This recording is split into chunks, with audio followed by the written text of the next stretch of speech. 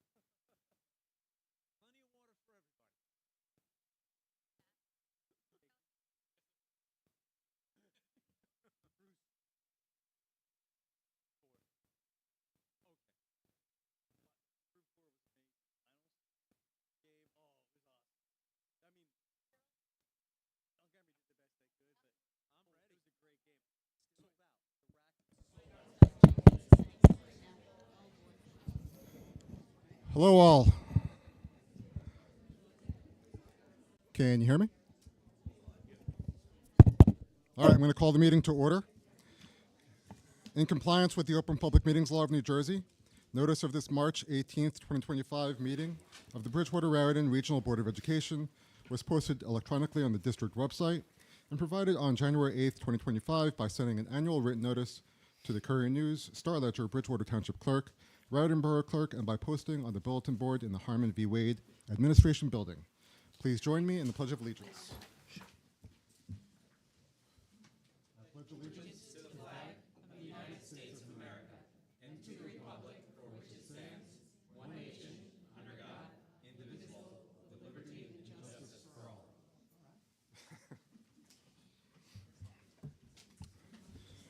Mr. Lumsky, could you please call the roll? Mr. Lee. Yes. Mrs. Hello. Here. Mr. Joshi. Here. Ms. Loughran. Here. Ms. Lee. Here. Mr. Pepe. Here. Mr. Walker. Here. Ms. Calistri. Here. Mr. Singer. Here. We're going to start our evening with our superintendent's report. Thank you, Mr. Singer. So, good evening, everyone. I'm happy to report that tonight it appears the current meeting is going to be the largest audience in quite some time for our annual budget presentation.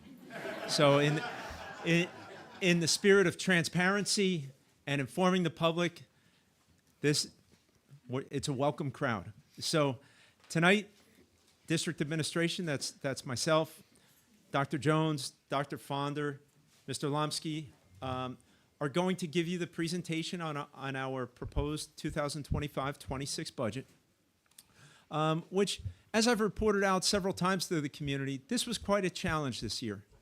As you know, we live in a time where costs increase at a rate far greater than 2%, but we are governed by a 2% cap.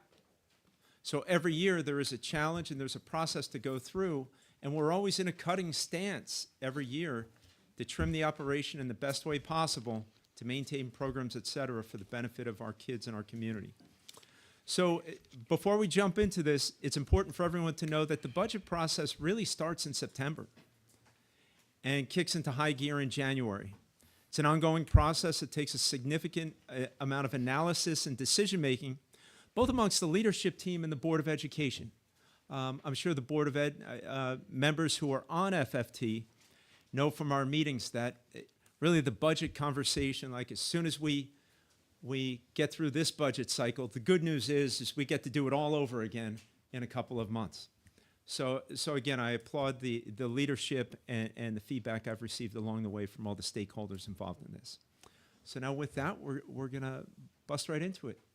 So as we start this off, I think it's always important for us to go back to our district goals, because we want to make sure as we develop our budget that our district goals are strengthened and at least that we have the resources to meet these goals. And these goals are adapted from our strategic planning committee that we had multiple evenings last year run through New Jersey school boards. And I'll just go through this quick. And one was We want to emphasize the student experience. We want to create a culture emphasizing student achievement, diversity, and inclusion. Promote opportunities that enable students to become active citizens and contributing members of society. And really, one of our core goals, part of our core mission here at Bridgewater-Raritan Regional School District is to promote equity for the students who walk through our doors. And it's really important, and I say this over and over, people are probably tired of hearing this. So what we mean by equity is as follows. That means every student in this district, regardless of their primary school, their address, socioeconomics, race, gender, etc., has the same opportunity when they walk through our doors, right? And that's what we mean by equity throughout the district, to make sure there is access to programs and to make sure that kids get what they need no matter where in our district they may start their educational careers. As we know, in Bridgewater, everyone ends up at the same place at the high school, but the real challenge is in our primaries. As you know, we have 7 different primary schools, so we want to make sure that the programming and opportunities are consistent throughout. All right, another one of our goals for the district was climate and culture. We've been working on that for a number of years to develop, support, and cultivate the whole child and diverse nature of our district by enhancing a cohesive and supportive learning environment. Our finance and facilities, right? Creating an optimal learning environment for our students. And we want to develop a culture of pride, ownership, and accountability. Now, we know that there are a number of projects that are ongoing due to our successful referendum vote approximately 2 years ago. We're carrying on with those projects, and we're doing other things just to make sure that our facilities promote wellness amongst our students, our staff, and also support the programs that are essential for their success. Finance and facilities, that's part of what we're doing here now. To create an optimal learning environment for students, we develop a culture of pride, ownership, and accountability. And then finally, with communications, community outreach, and engagement, which, I mean, it's on full display tonight that we have a large contingent of the public here, although it may be for something else, but at least I'm hoping you can digest some of this and take it home with you and spread it to your neighbors. Okay. And now our budget goals. So this gets a little more granular. It's to maintain our focus on academic excellence and student equity. Our goal here at Bridgewater-Raritan is to become the best school in the state of New Jersey. We've got a road to travel, but we're making improvements to our program for the sake of student achievement and student opportunities. We want to remain focused on our student wellness and the overall experience for students when they walk through the doors here at Bridgewater-Raritan.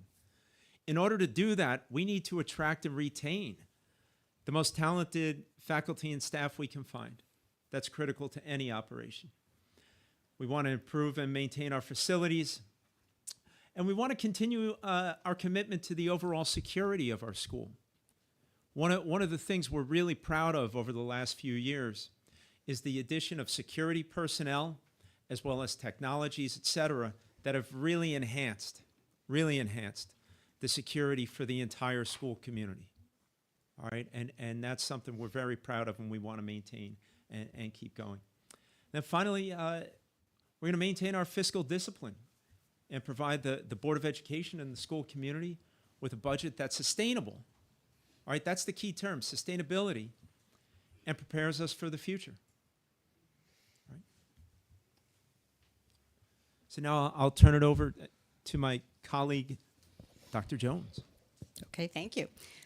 District initiatives in curriculum and instruction are aligned to our district's goals, and they're supported through the budget.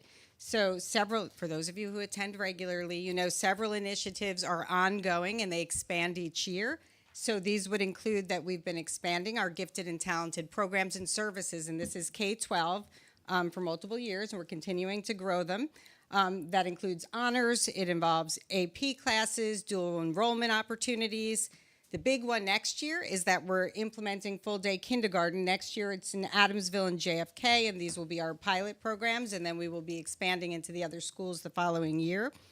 At the high school level, we've been implementing career concentrations, and that includes visual arts, music, business, robotics and engineering, and computer science. We are actually expanding and improving our programs at every level. So in addition to robotics and engineering, like if you look at the primary level, it's foundational literacy is something that we've been growing each year. We're looking at our course sequencing to improve on-ramps for kids. So for example, we are shifting how we teach social studies in high school next year, and we're starting with US 1 for freshmen, which will create opportunities for AP their sophomore year. We are supporting ESL services throughout the district. You know, at some point it was only in 3 of our primary schools. We had a lot of students who were refusing services because they didn't want to leave home schools, so we've been expanding into all our schools.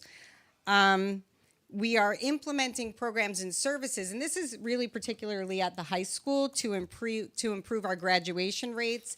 And some of those programs we've talked about in the past, the BRIGHT program, Learning Labs, and these are programs that are in place at different tiers to support students who may be struggling academically, emotionally.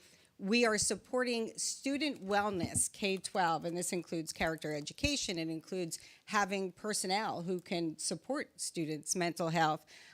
It's programs that we're having come in to support teachers and making sure they have the professional development they need to support kids. And finally, everything that we do, anytime we implement anything, it involves supporting the professional learning of our staff.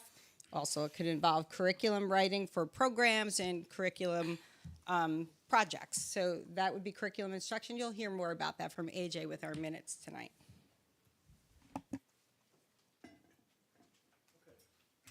The next slide gives you a snapshot of our district. Some of these figures are as of October 15th. Our current enrollment of students in our buildings is 7,681. For this current year's budget, we have 1,270 employees. We have approximately 1.2 million square feet of buildings, and we transport 7,846. The difference between that and the enrollment are we do transport out-of-district placement students, and the current budget is $183 million. I'm going to turn it over to Mr. Beers to go over the Taxpayer Guide to Education Spending. Okay, I'd gone through this already with the board, but I think it's important for the public to know that when you have questions on school spending, and specifically in your community, one of the places to go to, which is essentially a state database for education spending, is it's right on the DOE website. It's the Taxpayer's Guide to Education Spending. There are a variety of categories, and it ranks districts as far as lowest to highest, who spends the most, who spends the least. So for comparison's sake, and I included the link there that we'll have posted on the website tomorrow. So we should know that there are 96 like districts throughout the state of New Jersey. And a like district in the state of New Jersey are K-12 districts with 3,500 plus students, right? So when we look at our rankings, 1 being the lowest, 96 is the highest. That's important as we go through the numbers. 1 is the lowest, 96 is the highest. So per pupil spending, we rank 51st out of 96. So essentially, we're right in the middle. So I know with budget time, there are a lot of things that come out like, oh my gosh, they're spending X, Y, and Z. And yes, we do spend money to provide an effective education for our students, but I think you could see by the state data, we're square in the middle. Not too much, not too little. I believe that for years, even before I got here, Bridgewater was a fiscally responsible district, and we continue to be that way. So our per pupil spending, 51st out of 96. Student to administration ratio. This is how many students per principal or administrator throughout the district. We are 25th out of 96. So again, we're in the lower quartile for that. And then finally, our student faculty ratio is 80th out of 96.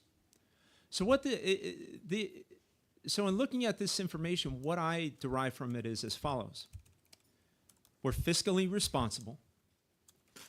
We're not top heavy, but we've been able to earmark our dollars to have effective class sizes. i.e. small class sizes.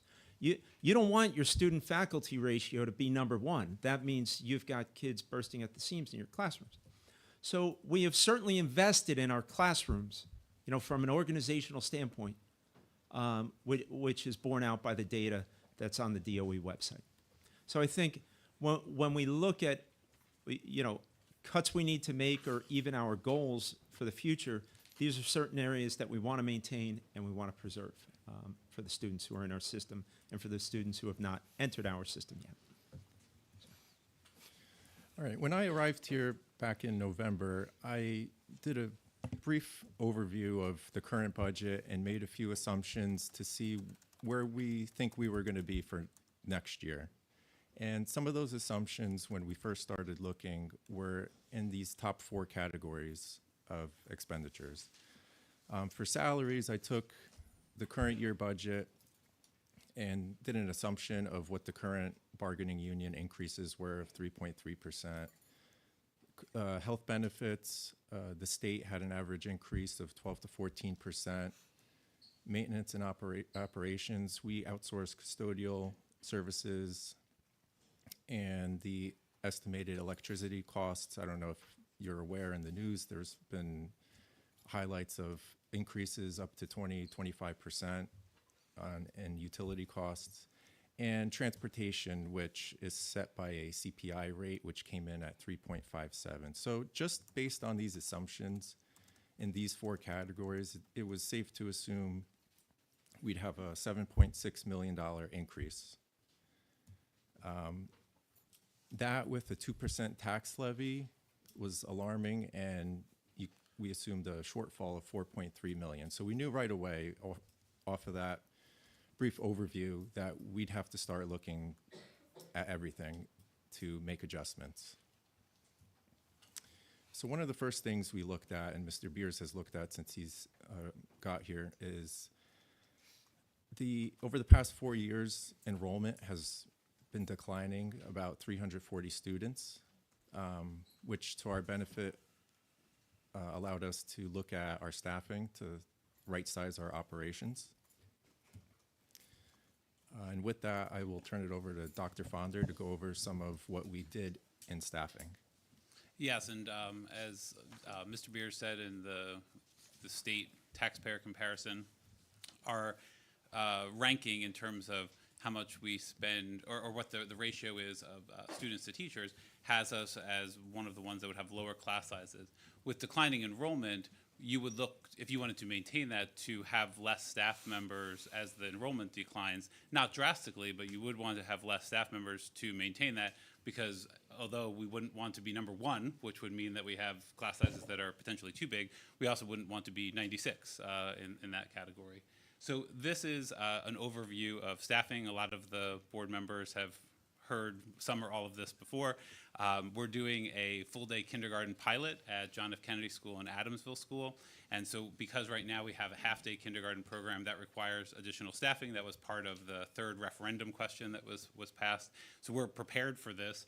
The amount of positions that we're looking to add for next year would be 4.5 positions. And that would allow us to have what we currently have at Adamsville and John F. Kennedy School with the half-day kindergarten, but full-day sections for each of those.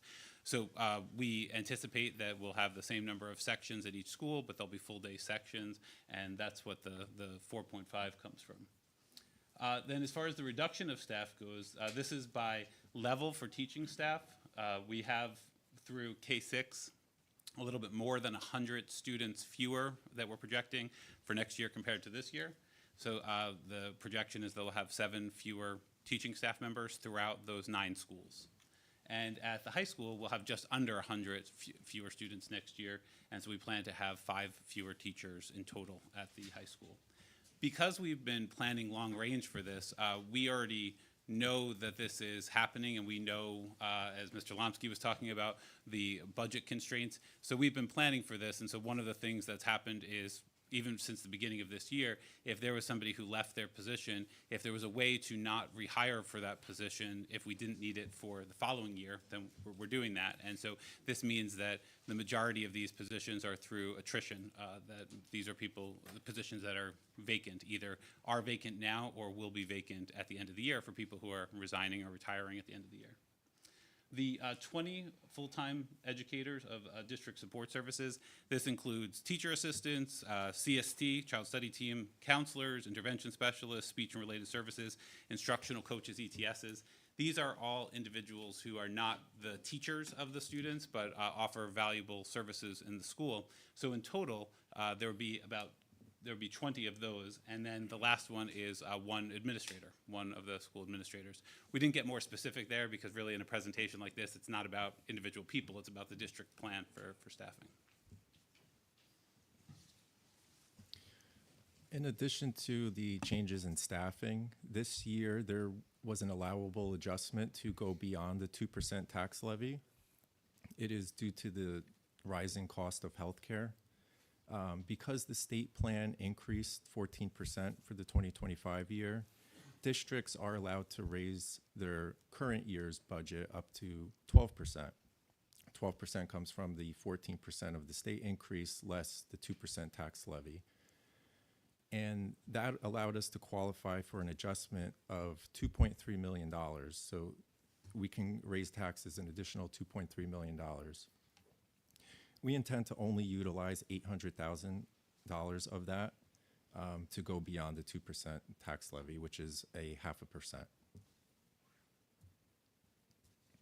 So how did we close the budget gap? Majority of it was through attrition, through salaries and benefits. We also looked at the revenue side. This year we'll be utilizing an additional net $450,000 in reserves and fund balance. State aid was increased slightly, net increase of $185,000, and the healthcare adjustment of $800,000. So here are the proposed revenues. As I said before, it came out to a 2.5% tax levy increase. State aid increased about 1%. Utilizing fund balance and reserves, it increased 10.59%, and miscellaneous revenue is increased 16%. That is mostly interest earned on money sitting in the bank. So a net budget increase of 2.64%. And looking at the expenditure side by category, salaries are increasing 1.3%. So the initial assumption of a 3.3% increase, we were able to trim that down greatly, down to a 1.3% increase over this current year. Benefits, this is not just health benefits, this is everything: pension, FICA, tuition reimbursement. The net increase was 8%. Maintenance and operation, which is utilities as well, increased 3%. Transportation did come in right at that CPI number, 3.56. Other services came in slightly lower. That was due to different lease terms, eliminating certain software agreements, minor things. Some things went up, some things went down, and it netted out to a small decrease. Out-of-district tuition continues to rise. That actually came in almost 13%. This is due to the increasing number of students that are sent out of district and the rising tuition costs of those students being sent out. Supplies and textbooks, we saw a slight decrease due to the decrease in enrollment and staffing. Certain areas were able to be trimmed down without any negative effects. And the equipment projects line was also reduced by about 21%. Majority of that were because of one-time purchases in this current year budget for equipment that are not needed next year. The next pie chart kind of gives you a picture of where all the money is. As you can see, the majority are in salaries. 77%. Tuition, transportation make up the next 9.5%. And then maintenance and custodial, another 6.8%. In total, all those categories total up to 93.5% of the total budget, which are pretty kind of areas that are out of our control. Aside for staffing, these are just to keep the lights on and keep doing what we do. So there's very little room to actually trim.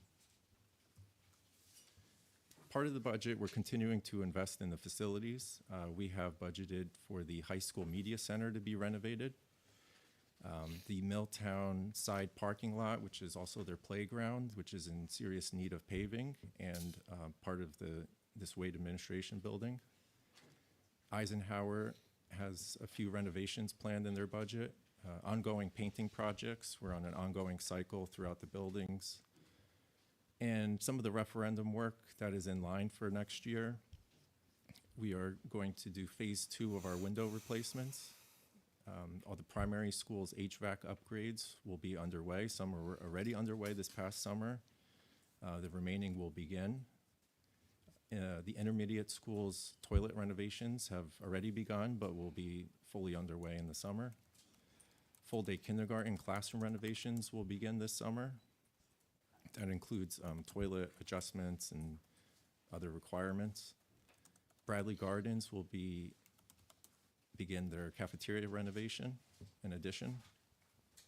And the high school turf, track resurfacing, and baseball site work will also be underway this spring and mostly in the summer.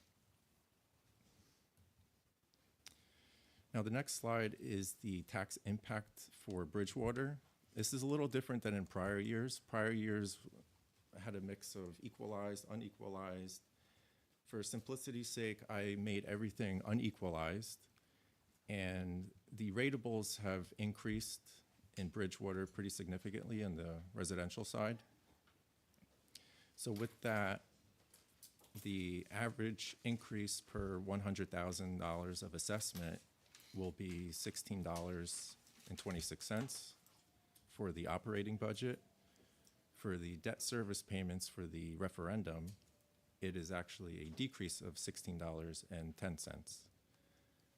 These numbers may change as ratables can change at any moment, so this is strictly informational. Going to Raritan, for every $100,000 of assessment, they will see an increase of $46.26 for the operating budget, and for the debt service payments on the referendum, a decrease of $21.80. The next steps in this process are tonight, up for approval is for the tentative budget, which will then be submitted tomorrow to the county office for approval. They will review all the supporting documents, and they will have up until April 21st to approve it. When that is approved, it will then be advertised and available for review. And on April 29th, there will be a public hearing and adoption of the budget here where changes can be made. And do I have any questions? Yeah.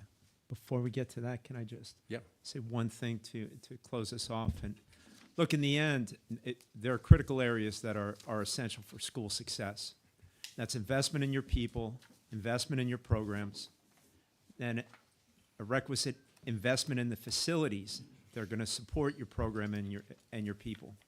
I believe we've accomplished this in our budget. There are no cuts to any educational programming throughout Bridgewater Raritan School District in this budget. And I've got to commend everyone in the room here because this budget process has been reinforced through constant communications with our Board of Education, taking input from those stakeholders, and we've also sent multiple communications out to the community. And we really used an analytical approach to meet our numbers. We tried to make cuts that affected the fewest number of people. You know, and what Dr. Fonder had said, we really were honed in on, all right, when people leave or retire, et cetera, to take a look at those positions before cutting others. And look, we've been fully transparent throughout this process. All along, we've met our deadlines, we've taken input, and honestly, I applaud the work of Mr. Lomsky, the Board of Education, and the rest of the admin team in this endeavor. So thank you, and now we can open it up to questions from the board. Is that it? Yes. From the board, right? I do have a question. Thank you for taking my question. I noticed for the ESL budget that there was an 18% increase, and I was wondering if you could just briefly kind of elaborate a little bit on what went into that increase, and also I know you mentioned some recategorization of employees. I was wondering if you could talk a little bit about that. Yeah, I was wondering, would you be able to fill me in on what I shared with you earlier today, so I know what blanks remain? Because I don't think I have any did give blanks. you the I'm just- answer. I was just asking it for clarification for. For your public- clarification? No, for the public clarification, I think, Which category are you questioning? for ESL spending. Yes. Okay, I can go through, Mr. Lee, the correspondence that, if it's okay with you, the Yes. correspondence that I shared with you. Of course. I'm a little confused about the question because No. I thought I answered the question. No, you did, but Oh, okay. yes, For thank you. for, now I get it. Okay, let me look up.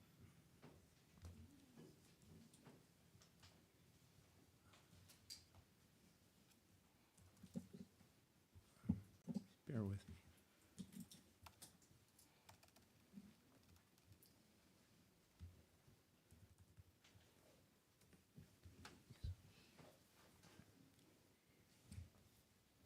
Okay, so what I think I sent it just before noontime. Okay, so the increase that you see is, right, the short answer, we replaced an intervention specialist with an ESL teacher. And in prior years, we had two positions that were coded in what we felt was the wrong category in a prior year, and we adjusted it accordingly in this year's budget. So there's two things. It's an adjustment of personnel from one bucket to the other, and then a swap of someone going from a intervention specialist to an ESL teacher. And I had also shared in the email, a few years back, we had a system where for ESL services, you could only go to specific schools within the district. So to Dr. Jones' credit, as soon as she got in her position 3 or 4 years ago, and when I got into my position, we said, this cannot continue. So now ESL services are offered at every school. So how that really moved to an increase in ESL personnel is as follows. Although we had an increase in students, that's one part. The second part is that we had a number of ESL parents who were not participating, refusing services, thank you, because they didn't want to put their child on a bus and put them across town. So now that we offer it in their schools, right, fewer and fewer people are denying services. So that's the short and long answer. Thank you. May I Thank ask a follow-up question before you change topics? For when you refer to ESL teachers, are they just specific to ESL, or do they do other programming, or do they, run other classrooms that aren't specific to ESL? We're deciding who should answer, so we'll put the microphone in between us, so we both can. So the almost all teachers who are ESL teachers have another teaching certificate. The ESL certificate is an add-on certificate, and so there are certainly other things the ESL teacher can teach, but the majority of the assignment for all of our ESL teachers is working with our multilingual learners, our students who are learning the English language. And in some of the schools, there might be other things that they're doing in addition to that, but all of them have that as their primary job responsibility. Because there's an opportunity to do other things, that speaks to Mr. Beer's point, where at some point back there were a couple of people who were working and had an ESL certificate, but were also doing other things. Now they're primarily doing ESL, and they're appropriately in the budget in that way. That's what Mr. Lomsky was talking about in terms of the budgeting piece of it. The other part, I was a principal of one of the primary schools from 2010 to 2020, and during that time, only 3 of the primary schools had ESL teachers, ESL staff members at the school. The other 4 did not. And so if there was a student in a family who qualified for ESL services with the state access testing, they had a tough choice to make. They would either go to the school that was in their neighborhood, where potentially the kids on their street would go to school, or they'd have to take a bus across town to a different school where they could get the ESL services. So there were a fair number of families who declined services, but then that student was still attending the school without the ESL teacher. And of course, the school staff wanted to find a way to support the child's language acquisition and development. When we have ESL in all of the schools, there's very few, if any, cases where parents deny the services, because that's exactly what the child needs. The child needs an expert and someone who can help the child to acquire the English language. And so we see very few refusals, and it makes sense that then we would need less intervention specialists working with the child to fill in gaps when we have the ESL teachers who are really providing the most targeted service to what the student needs. Did I leave anything for you? Just one thing. Right, and so an intervention specialist who's working to remediate gaps or working with kids on skills, it's not the same function as someone who also works with students on language acquisition. So when we had that model, it was the best that could be done at the time in the schools, but it wasn't the right service to support students. So that's part of the shift. And then at the high school, we do have a couple people who are world language and ESL certified, and they might have split schedules that they teach. Now, I know that it's new, just to follow up on that too, it's a new program, so you probably don't have the data yet, but I assume since we're offering this in the primary schools, as the kids age up, we need less and less of those services, because ideally the kids will already be ready to go. Right, there still will be students who move in who are newly acquiring the English language, but students who've been in Bridgewater Raritan for a long time, yes, that would definitely be the desired outcome and the likely outcome. I could just one quick note on that, and it's hard to imagine that it was any other way before. So commendation to everyone for making that happen. Because if you are a student who is going to a school and you don't get to know the people in your neighborhood, you have fewer opportunities to interact with them and thus acquire English language skills outside. So that's a huge thing for our district, and thank you. My question is, at JFK at Adamsville, what is the status, both in relation to the budget and just the projects overall, to the kindergarten classrooms? Since we are starting next year, is that, obviously we're anticipating that they'll be ready, but is that work going on now, or are those schools a little bit different in terms of the needs?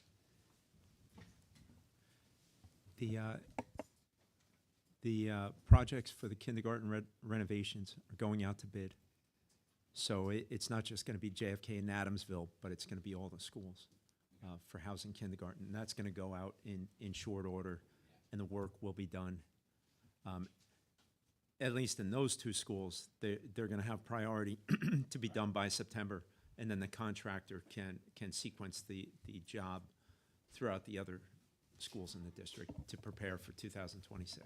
Got it, thanks. And is that coming out of is portions of that coming out of the main budget, or is that all referendum money, that first question? The facilities work is the referendum. Okay, that's what I thought. Thank you.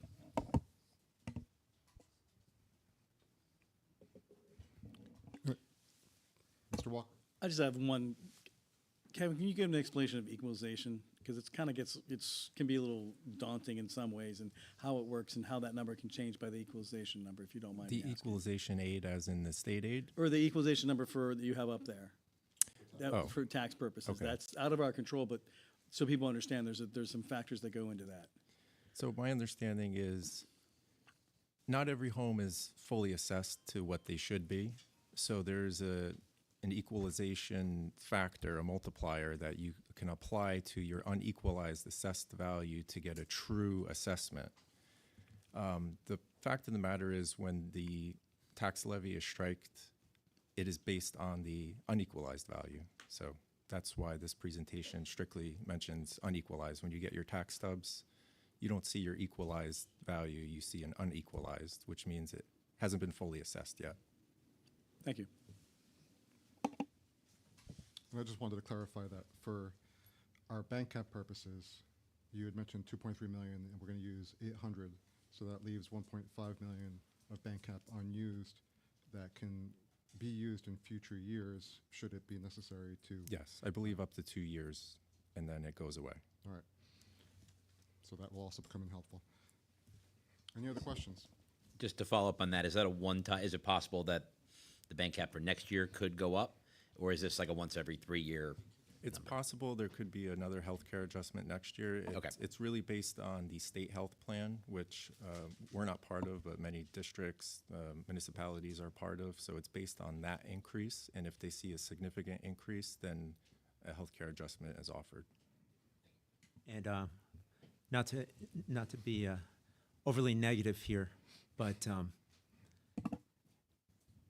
every district in the state of New Jersey, probably every municipality, is struggling with healthcare costs. I personally don't see an end in sight.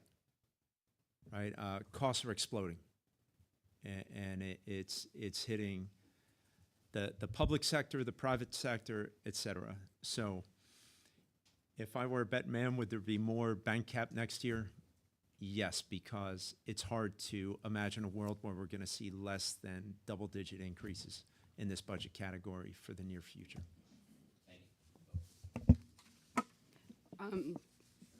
Well, that segues well into sustainability, but it's a different sustainability. You were talking about energy costs going up. Are there investments that we're making through the referendum that might help offset that? Yes, window replacements across the district should improve energy consumption. We're also doing replacements of boilers, old 50-plus-year-old boilers with high-efficiency ones.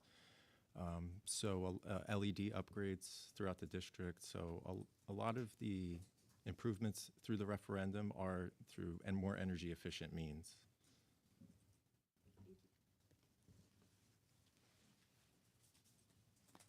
Any other questions?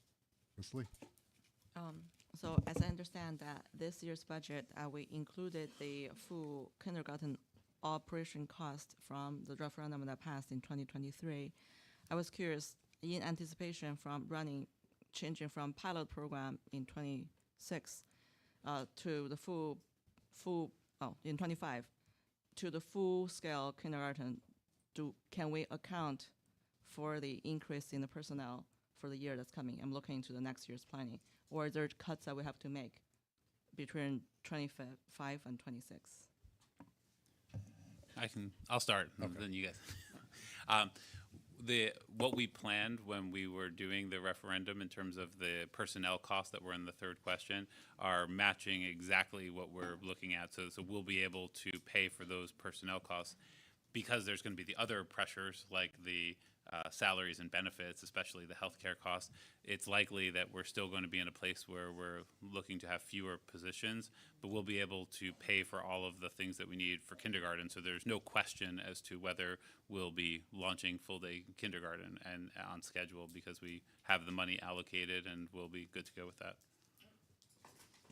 Thank you. And it's important to know that we didn't fully utilize the entire salary line from the referendum. We took $500,000 of that money and applied to it. I know we had this discussion, I think, last year. And then there is another $1 million plus that's tucked away in capital projects because it has to be in an account that's a one-off. All right, one-off meaning that next year we know we need to roll that into salaries for full-time kindergarten and it becomes a recurring cost. But right now it has to be housed in a place where it's an account that's a one-off, and we intend to apply that next year because it's what the taxpayers voted for.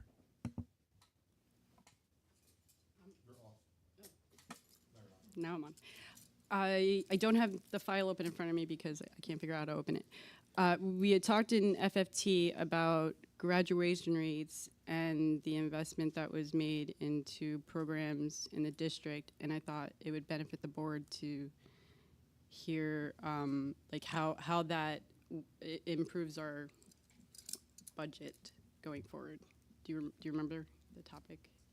We were talking about pilot programs and out of tuition costs and offsetting those out of tuition costs. I know there are two main data points, and the school performance reports will become they'll go out to the public within a month, but we've already provided that data to the community and to the Board of Ed with our testing report last year. And due to the programs that we added at the high school, being the Bright program and in these structured learning labs, we have far fewer failures. For instance, last year with the graduating cohort, our graduation rate went from 93% up to 97%.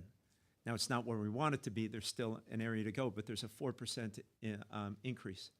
All right, so that means approximately 25 to 30 kids are getting across the line or got across the line last year and would not have in prior years. We were pretty stuck as a district when I took a little walk down memory lane to look at old data. We were stuck around 90% for quite a long time. And the reason why is we needed specific programs for particular cohorts of kids. It's when I get to equity, right? We need to meet kids where they are, whether they're top of the class or whether they're kids who are struggling to get a diploma. And we want to help them all get out of here with a diploma and figure out the best pathway for themselves. So from a dollar cost standpoint, that's one metric where we've got 25 plus kids who are graduating who otherwise would not have. And then two, when we look at our alternative programs, specifically Bright, okay, just back of the napkin math is if you have a teacher's salary with benefits, let's say that's $100,000, right? Salary plus benefits, and instructional aid, salary plus benefits, $170,000, not 170, $70,000. So let's say a grand total of around $170,000 to run a section.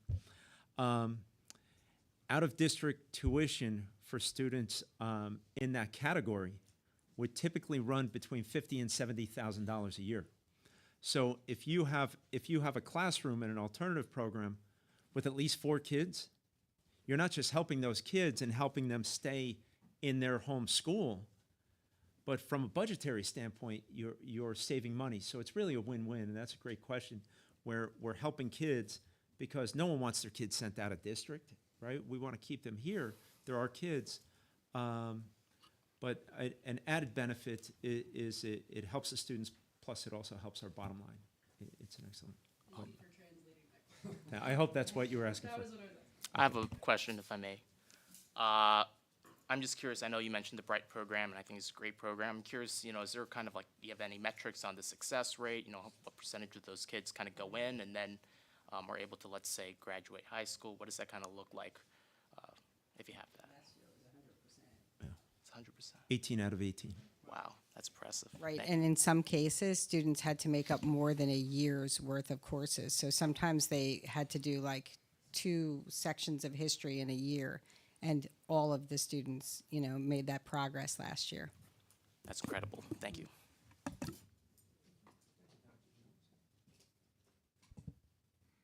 Any other questions?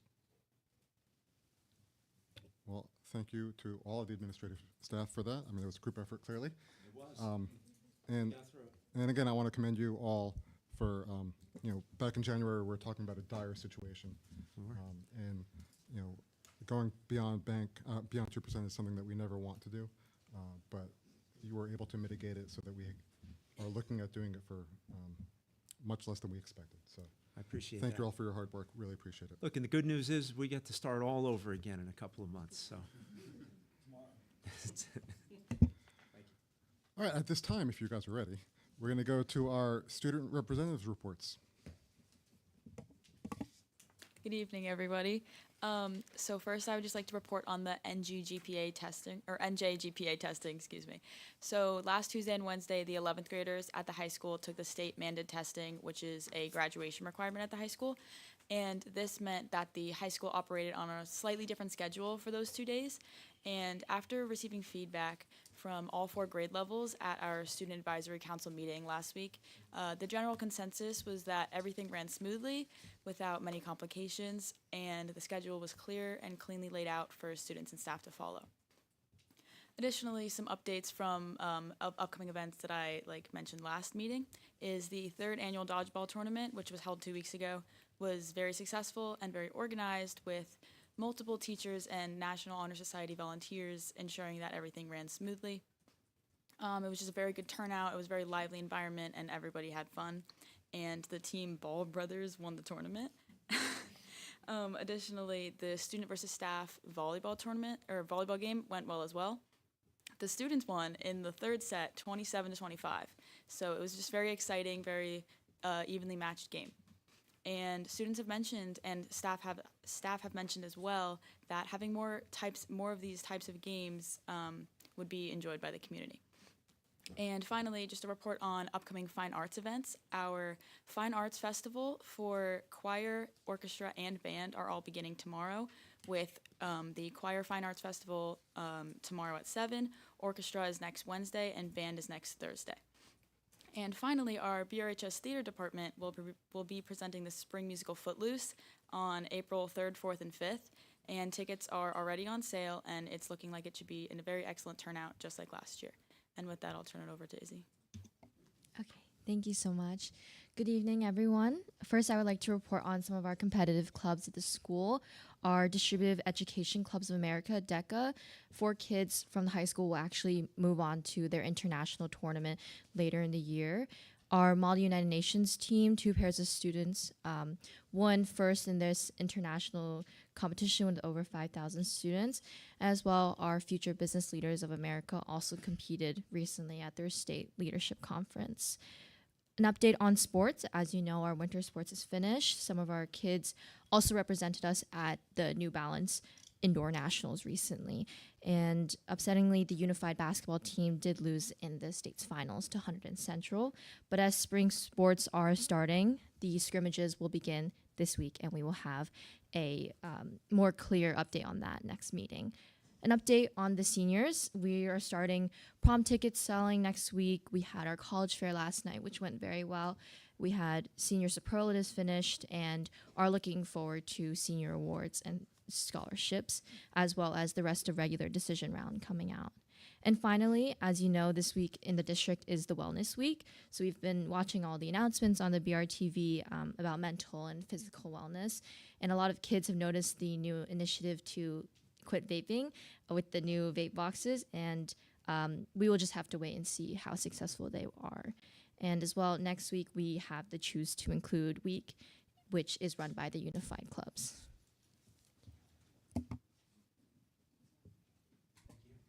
Thank you both. As always, you're welcome to stay for the meeting. However, we understand that you've got a lot of work to do, and we appreciate your time. So thank you and good night.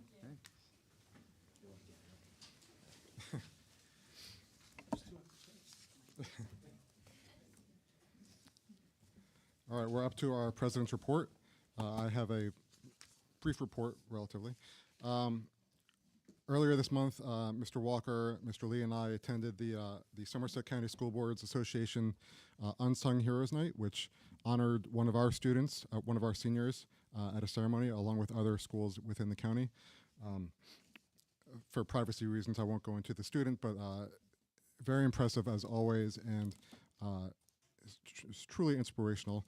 Our guidance counselor, Laura Carnes, shared with us the deep impact that the student has made on our BR community while overcoming numerous hardships. This is one of a number of events that this spring that showcases our fantastic students, which included, as our student reps mentioned, the Festival of the Arts. And it's always so impactful to see our students being honored and the amazing talents that they have on all levels. I also want to remind members of the public that the people sitting around this table are all volunteers, except for the administration. And we're all human beings. Each one of us is dedicating our time and effort for the betterment of our community. Board members are not paid, and we receive no benefits for working as a board member. Our work takes up a lot of time and effort, time that could be spent with family or in pursuit of other endeavors. But we do it because we care about our community and our schools. There may be differing opinions both within this board and between the board and community members, but at all times, I hope that we can agree to act with the civility that we teach our children in our many programs that Dr. Jones mentioned before. Our shared commitment to respect each other and to support our students should always guide our interactions as we work together for the better benefit of the communities of Bridgewater and Raritan. So I just want to remind everyone that. With that, I'm going to move on to our committee reports. Up first is Mr. Joshi with the Academic Committee. Thank you. The committee met on March 10th at 5 o'clock. In attendance were myself, Ms. Osuna, Mr. Pepe, Mr. Singer, Dr. Jones, Mr. Moriello, and Mr. Beers. First item was policy review.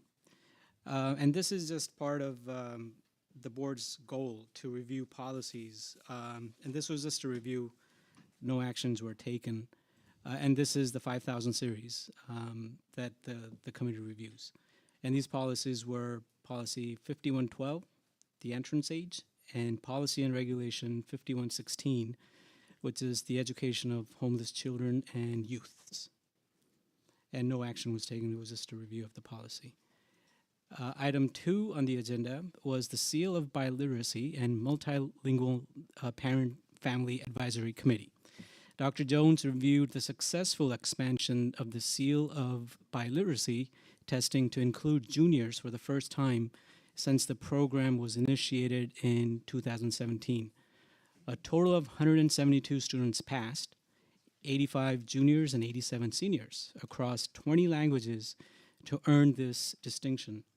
Separately, the supervisor of multilingual education formed a multilingual family advisory committee, this is great, to engage families and build support for multilingual students.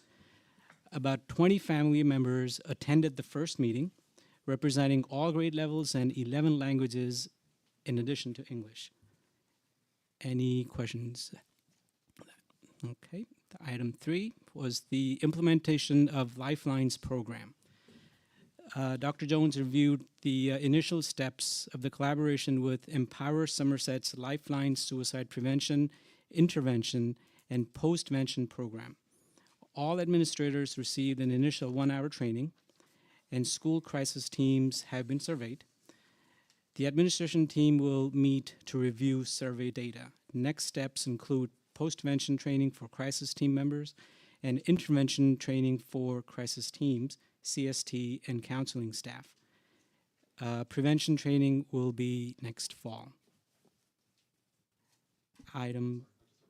Yeah. Thank you. Just a quick question on that. Was that Lifeline program, was that part of a grant that we received? Yes, it was the one that was approved, the MOU in December. So it's from Empower Somerset, so it is grant funded, yes. Okay. Item 4 was the review of federal and state graduation requirements. Mr. Moriello reviewed the process by which the district collaborates with out-of-district placements specific to federal and state graduation requirements and how students' exemptions affect graduation rates, as was discussed earlier in the presentation. Item 5 was the review of gifted and talented identification timelines. Mr. Moriello explained that MAP testing, which is the measures of academic progress, and cognitive abilities tests, the COGAT tests, have been administered in the primary grades as part of universal screening. Before, we were just inviting folks that used to come in on Saturdays to take the test. This is universal now. However, there is still makeup testing due to students' absences, so there will be makeups. And then the review of COGAT profile. Mr. Moriello reviewed an example of a cognitive abilities test, COGAT test profile, as the assessment was recently administered to all students in grades 1 and 3. COGAT assesses verbal, nonverbal, and quantitative reasoning abilities. In addition to being used as one measure for gifted and talented identification, teachers also use COGAT results to understand how individual students learn and how to best support all students in the classroom. So these tests are really useful and beneficial in providing almost individual student learning processes. Any questions on that? No. I had a quick question. Are they, and I'm sorry if I missed it, are they, the COGAT, is it every grade level or is it every other? No. Like every few grades? First and third. It's the first and third. It's just first and third. I have a few questions. It's good to hear that there's universal screening, and I'm just curious, are you kind of like seeing gifted and talented enrollment increasing as a result? And how much is it increasing by, potentially? It actually, so I don't have it on me now, but it should be actually in the board drive because I know this came up at another point and we presented on it. It has increased quite a bit because what happened was initially we were really offering like one type of gifted and talented, which was composite. So you had to be gifted across multiple areas. And then it was like that year of acceleration. So we still have that, but we expanded into cluster math grouping. So that's in third and fourth grade. It was in fourth. Now it's been expanded into third. And we also have small group investigations that happen across all 7 primary schools. So, and also we're doing it in kindergarten and first grade, which is the law. So now that we're doing all of those things, it's increased an incredible amount. Not to mention that we now give the PSATs to all students in high school rather than just students who choose to take it on weekends. And so we can use that then to identify kids for AP classes, which is, of course, part of that gifted and talented continuum. So yes, lots of progress. That's good to hear. And I know you've expanded the seal by literacy testing, and I was wondering, are there any plans to potentially expand that further so that kids that may not just be juniors and seniors? I don't think so yet, not yet. And so what'll be interesting is this year we've had such an increase, and we found that our juniors were as successful, right? They were just as effective really as the seniors taking it. What's going to happen next year is we're going to have that whole group of juniors who will no longer take the test as seniors unless they're taking an additional language or they didn't actually obtain it this year. And then we'll still have like a group of juniors. So we'll see. We're keeping our eye on it because there's always room to expand.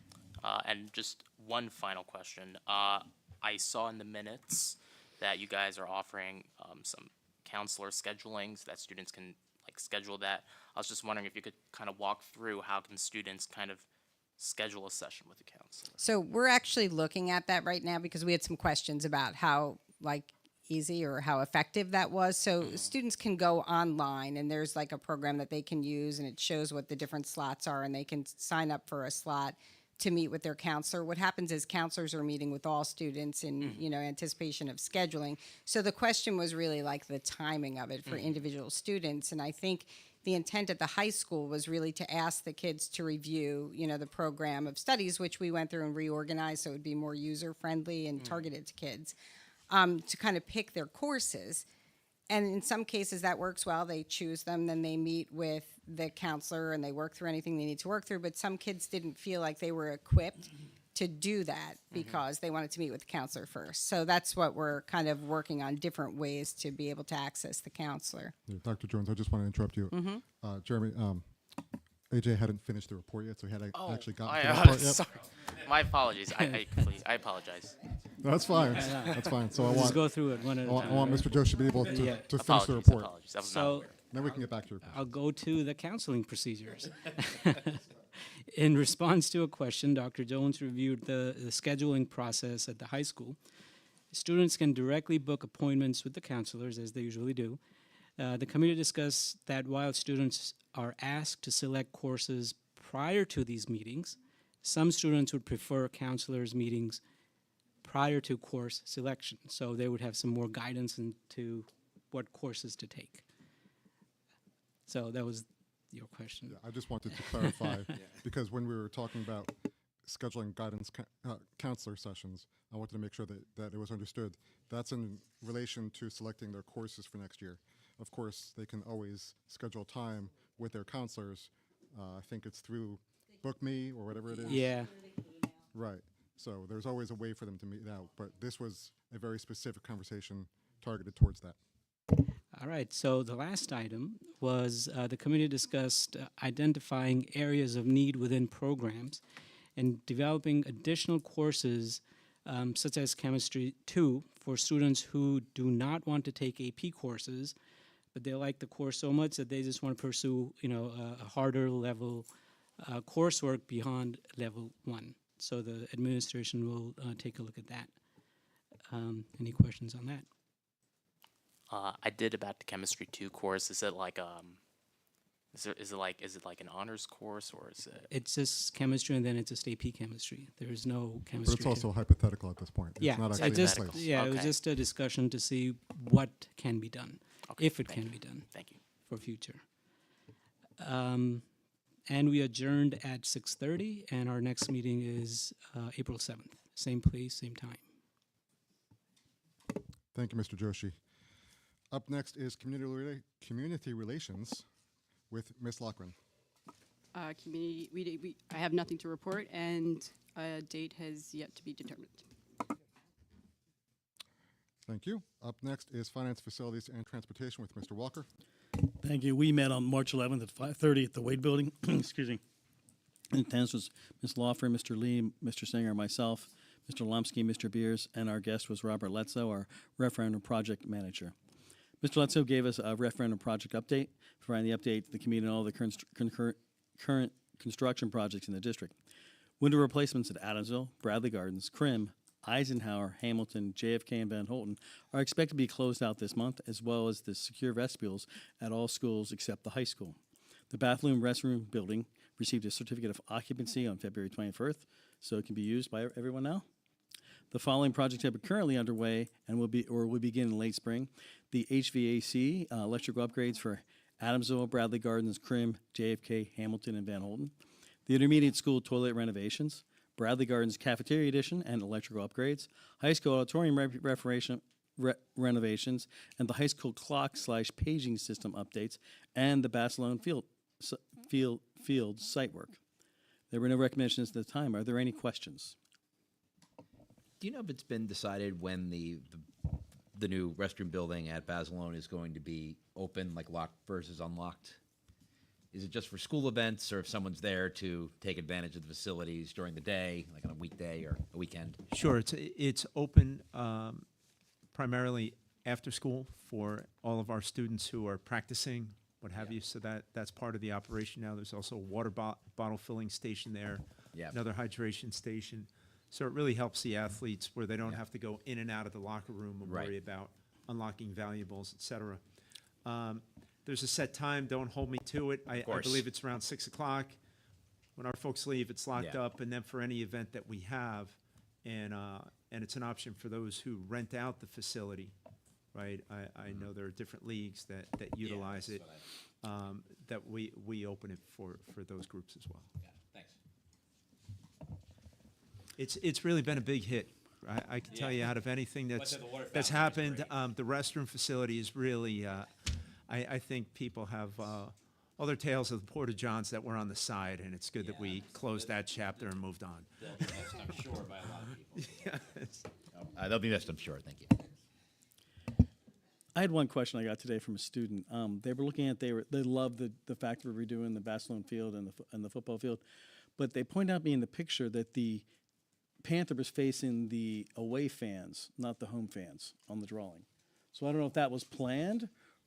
We fixed that. Okay, great. So that's fantastic. It was just interesting that it's amazing that a student caught. They loved it, and they said, "Are you moving the home fans to the other side because the Panther is facing the wrong way?" So all right, so it is backwards on the. So if they're listening right now, I asked the question. So I saw some. And the interesting part, when they put the turf field in, we spoke to the gentleman who's going to do the work. He said they come with the cutout in the field, and they have the athletics director and all the powers that be there and say, which way does this face? And then they sew it in and do everything, because probably to your point, they've had a few mishaps in the past where it's facing in the wrong direction. And we check the spelling too, right? Just in case. Correct. Any other questions? We discussed the business agenda was next on the for review. The business manager reviewed the draft business agenda action items for the meeting this evening, and special attention was shown to the 25-26 tentative budget. It was consensus to approve all the action items in the budget. Are there any questions? Seeing none. And the tentative budget. The business administrator presented the 25-26 tentative budget with the special attention given to the rising costs, utilization of healthcare cost adjustments to go above the 2% tax caveat and maintain all current programs and offerings. There were no recommendations. Are there any more questions on the budget? I'd like to extend my compliments to the staff, 'cause I think it was a very collaborative effort. I mean, I mentioned to Kevin, he's like, I couldn't do it alone. He's like, everybody stepped up. I mean, to fill that gap of $2.4 million, and that was in about a 3-week time frame you guys did that, and working within the bounds, I much appreciated that for the students and for the community. Policy update. We did second reading. We discussed policy 7441, electronic surveillance in school buildings and school grounds. Clarification was given that the local law enforcement has access to view live stream videos as they see fit.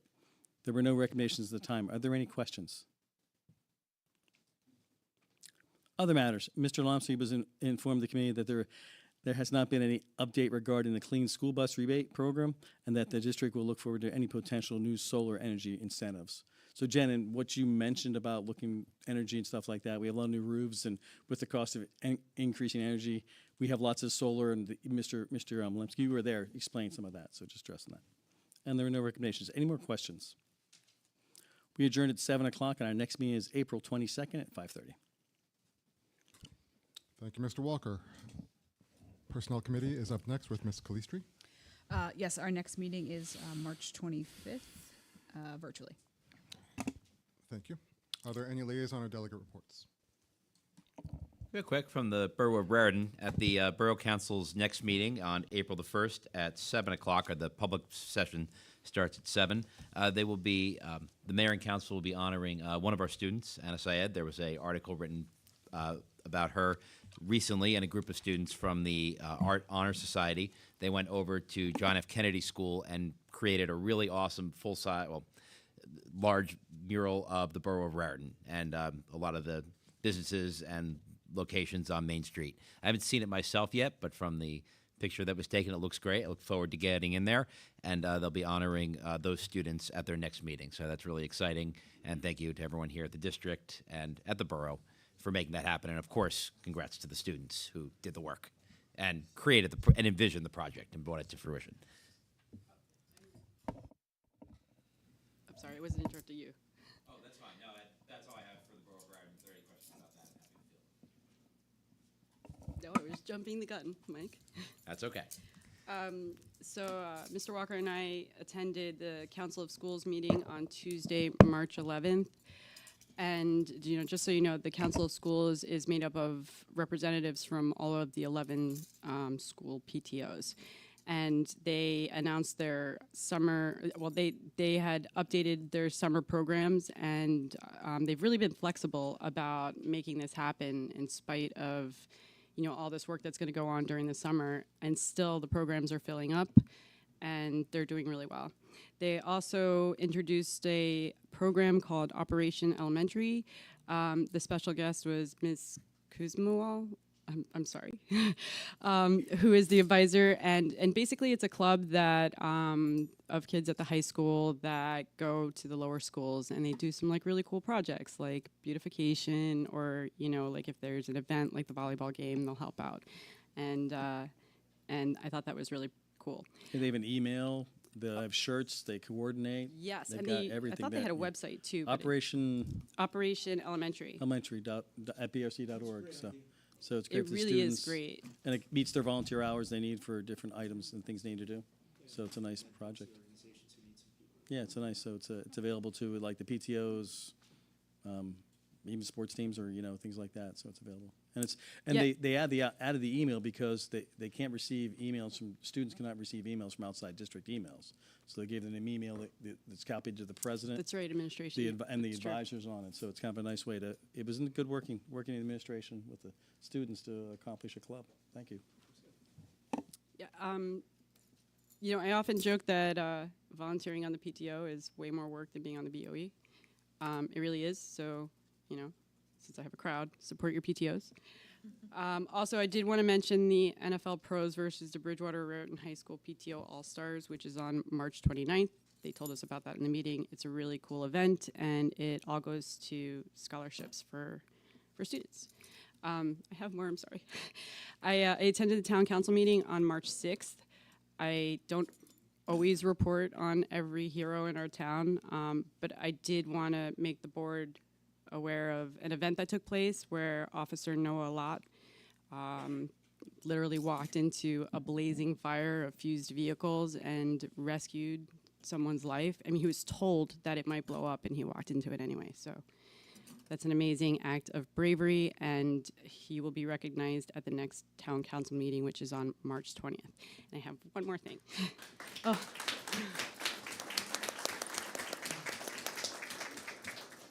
Thank you.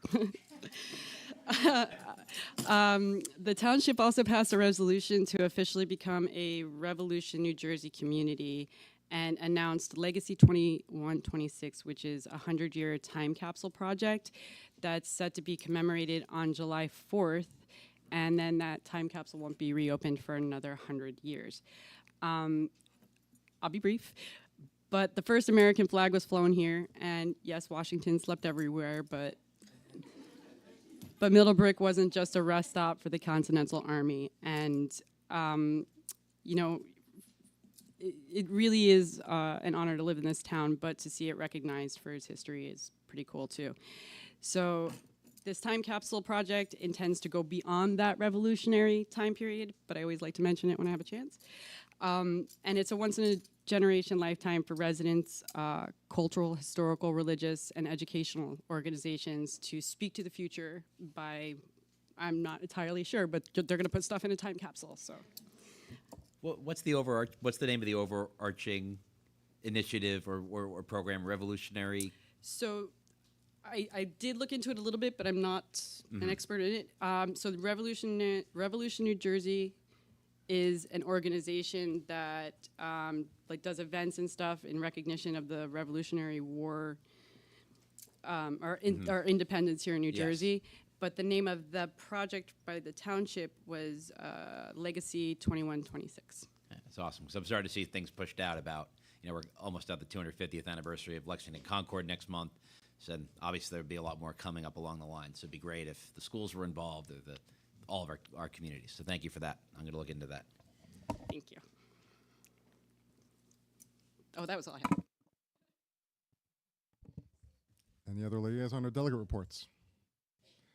Seeing none, we're going to be up to our public comment period.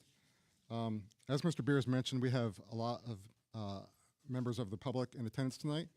And as we want to make sure that all have the opportunity to speak, public comment will be limited to 2 minutes per person pursuant to policy 0167.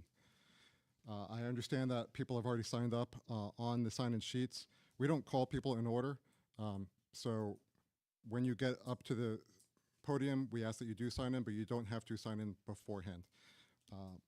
For those that haven't been to a board meeting before, this is the opportunity for the community to speak to the board. This is not a back and forth, nor can it be a question and answer period. Board members will not be responding to questions during public comment. The purpose of public comment period is for the public to share their views with the board. The comments and the questions raised will be taken under advisement by the board. Naturally, members of the public are also welcome to share their concerns and insights with the board via email.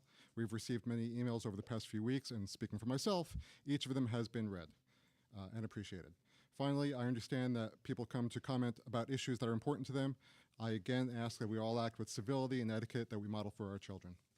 With that said, individuals in our groups are invited to present their concerns, comments, and requests to the Board of Education at this time for any matters.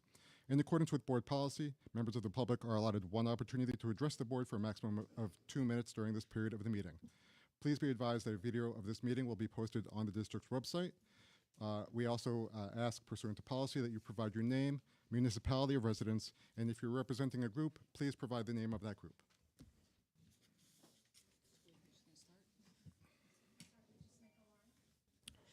Sure.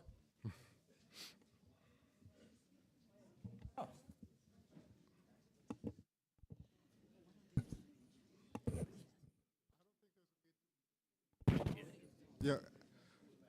Everyone will, excuse me, everyone will have an opportunity to speak. So there's no need to get up and be in the line right now. Everyone can just take their seats and you'll be fine. I don't know if you heard me before. Everyone will have an opportunity to speak. So if you want to take your seat and wait until the line dies down, you're more than welcome to do so. Thank you.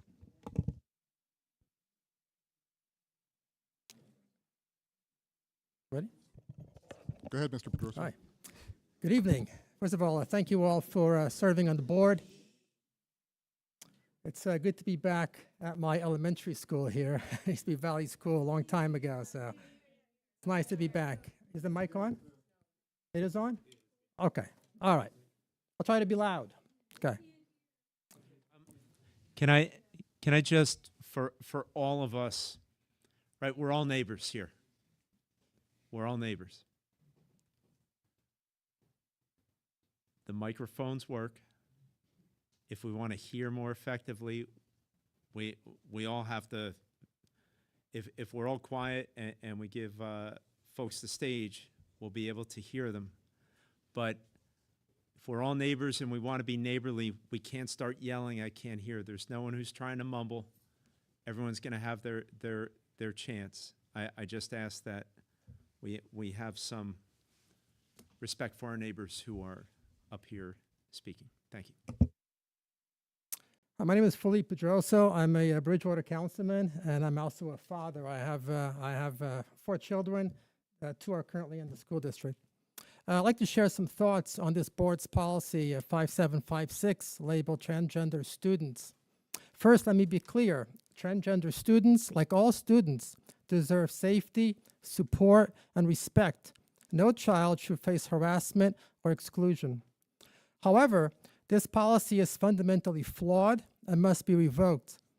It is ironically discriminatory, placing the rights of transgender students above those of cisgender girls. The policy states that Title IX prohibits discrimination based on sex, yet it disregards this principle by forcing female students to share bathrooms and locker rooms with biological males who identify as females. The discomfort and concerns of cisgender girls are dismissed and their rights overshadowed. This is discrimination. Likewise, in sports, biological differences matter.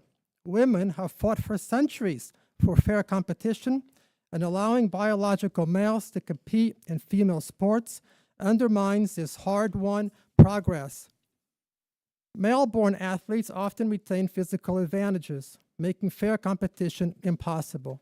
Transgender athletes deserve opportunities to compete, but not at the expense of fairness and safety for cisgender women.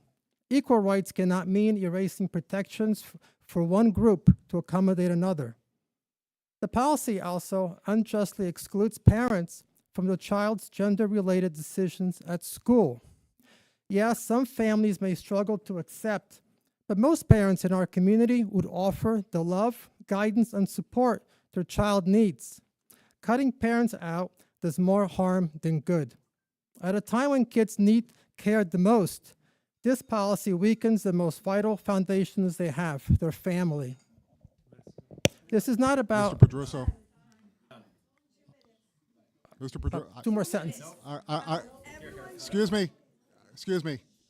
I'm presiding over the meeting. I will talk to Mr. Pedroso. I'm sorry, Mr. Pedroso, your time is up. I do invite you to email your comments to the board, and we will review them at that time. Thank you. Thank you for your time. Thank you.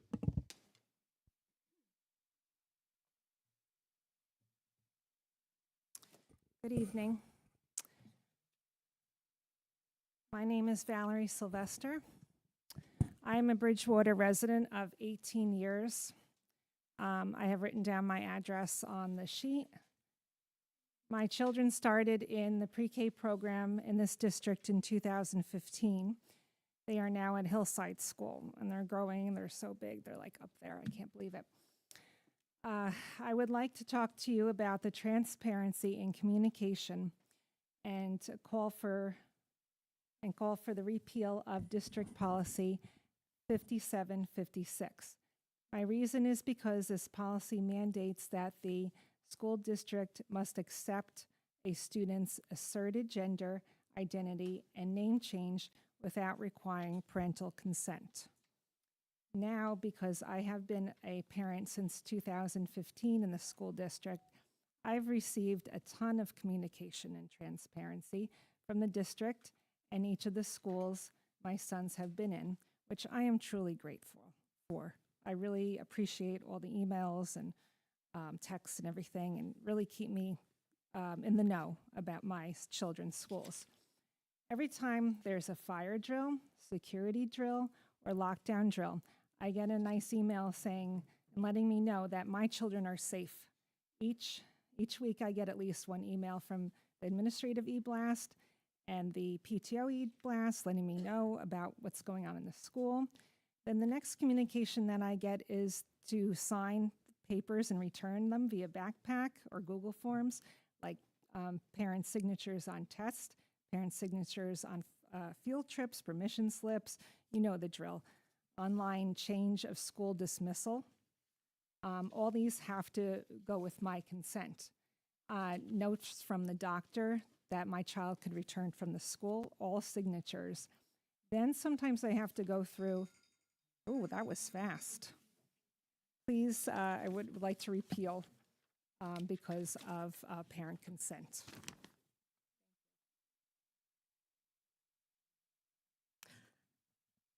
Hello, I'm Jennifer Menendez. I no longer have children in the school district, but I wanted to give you a real-life example of why we should keep policy 5756. Your job on the board is to do what's right for the kids, not the parents. So what's right for the kids is to not necessarily out them before they're ready to be out.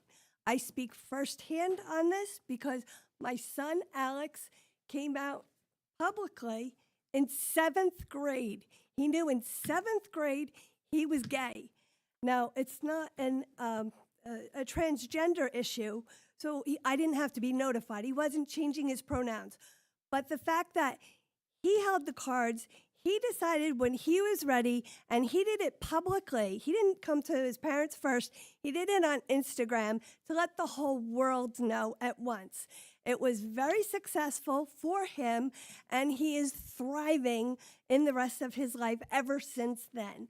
He's had support from both parents, but he would not necessarily have support if we didn't give that to him. He could have been abused. Abuse is emotional, verbal, or physical for parents that don't necessarily accept their child as a LGBTQ person. So I implore that you let the child come out when they're ready, not out them before they're ready, because the difference may be dramatic. And we're talking suicides because people are outed before they're ready to come out. So please keep that in mind. And I also ask Lucy Lee specifically to stop with the misleading information and the gaslighting. You had 6 instances that you were called out on. You have to, I'm sorry, I'm done. All right. Thank you.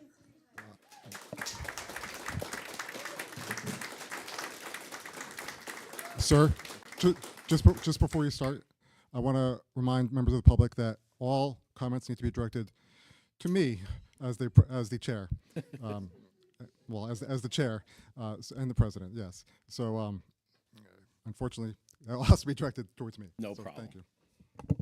Good evening. My name is Frank Morano. I'm going to speak really quickly. I'm a resident of Martinsville, a lifelong resident of Somerset County, a local attorney, and a parent of 2 children in the Bridgewater-Raritan Regional High School. However, I'm here tonight in my capacity as vice chair of the Somerset County Commissioners LGBTQ+ Advisory Board. We are a board established in 2020 through the Somerset County Commissioners. Our job is to make sure that this county is the most welcoming and inclusive place in New Jersey. We meet every second Thursday. Please join us. We do this through events, informational sessions, and being available to all of Somerset County to handle matters concerning the LGBT community here. I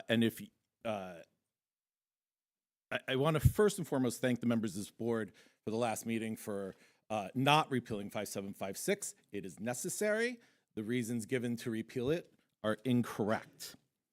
The members of this board that want to rescind the current policy, I can assure you, this is not the popular stance, and those in the audience, this is not the popular stance or flex, as the kids say, that you think it is. So let's share some facts.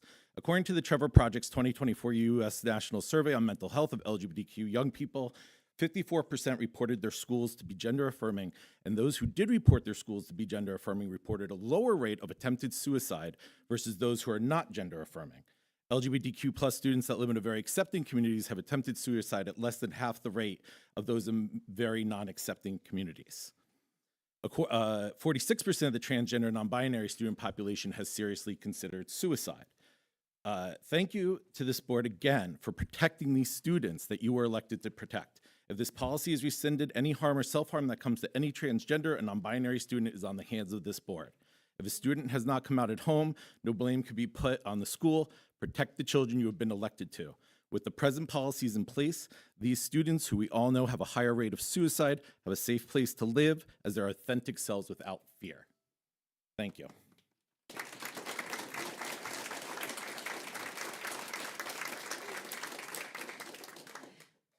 Hello, and thank you for the opportunity to speak. My name is Reverend Ann Roloski. I'm an ordained pastor in the United Church of Christ, and I'm here representing the New Jersey Association of the United Church of Christ. I'm here in loving support of our transgender students, and I support maintaining Policy 5756. In my congregation, we are about 40% LGBTQ plus folks, and many of them are teenagers and young adults. Many of them have found our congregation because they'd been rejected by the churches they grew up in, told they were unworthy, sinful, unwelcome. And way too many were also rejected by their own families. For non-binary and transgender youth, the process of coming to terms with their identity is complicated, at times confusing and frightening. They are subject to bullying and violence, and the suicide statistics just shared for these children is proof of the profound emotional and psychological damage they endure. While we would all love to believe that every child comes from a loving, understanding, and supportive home that will accept them unconditionally and help them navigate the struggles of growing up, many do not. The decision whether and how to tell their parents about their gender identity is fraught with fear of rejection, physical and emotional abuse, or being cut off from support altogether. For these children, a trusted adult at school may be their only safe place. Someone who will listen, ask them good questions, and create a foundation of trust can be a lifeline. And with that trust, they can help the child navigate a potential conversation with their parents if and when they feel ready to do so.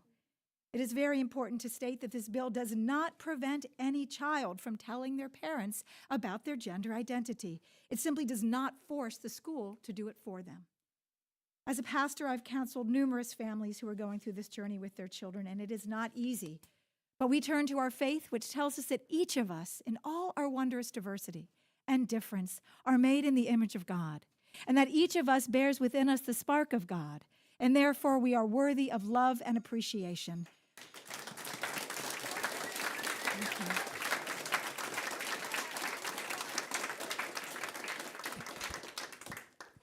Good evening. My name is Louise Wolpin, and I live in South Brunswick. I'm a retired psychiatric nurse practitioner with over 27 years' experience treating children and their families, including some from Bridgewater. My pronouns are she, her. I've worked with many trans and gender nonconforming children, some of whom are suicidal, not because they're transgender, but rather due to stigma or parental invalidation. Children living in homes with no history of abuse, who upon being outed were told by their families they will never be accepted. 45% of homeless LGBTQ plus youth have been kicked out of their homes by their parents. The average age of homelessness for trans children is 13 and a half. Approximately 50% of trans youth experience suicidal ideation per year. Research shows safe school adults save lives. I've been privileged to work with trans children from affirming school districts. Using a student-centered approach, counselors meet with students and their families to improve communication without disclosing confidential information. They work with students to develop a plan to disclose their identity to their parents when they are ready. As their authentic selves are affirmed, I've watched them flourish from depressed children who hated school to happy, productive students who enjoyed spending times with their friends. If you repeal Policy 5756, your staff will lack the guidance they need to adhere to all the state laws regarding trans and gender nonconforming individuals. This leaves the district open to inadvertent violations and costly lawsuits. With or without the policy, student privacy and all laws mandating access to restrooms, lockers, and school sports according to one's identified gender identity remain in place.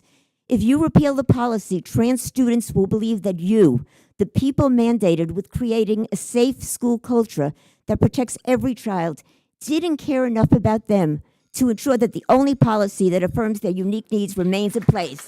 I urge you to keep Policy 5756.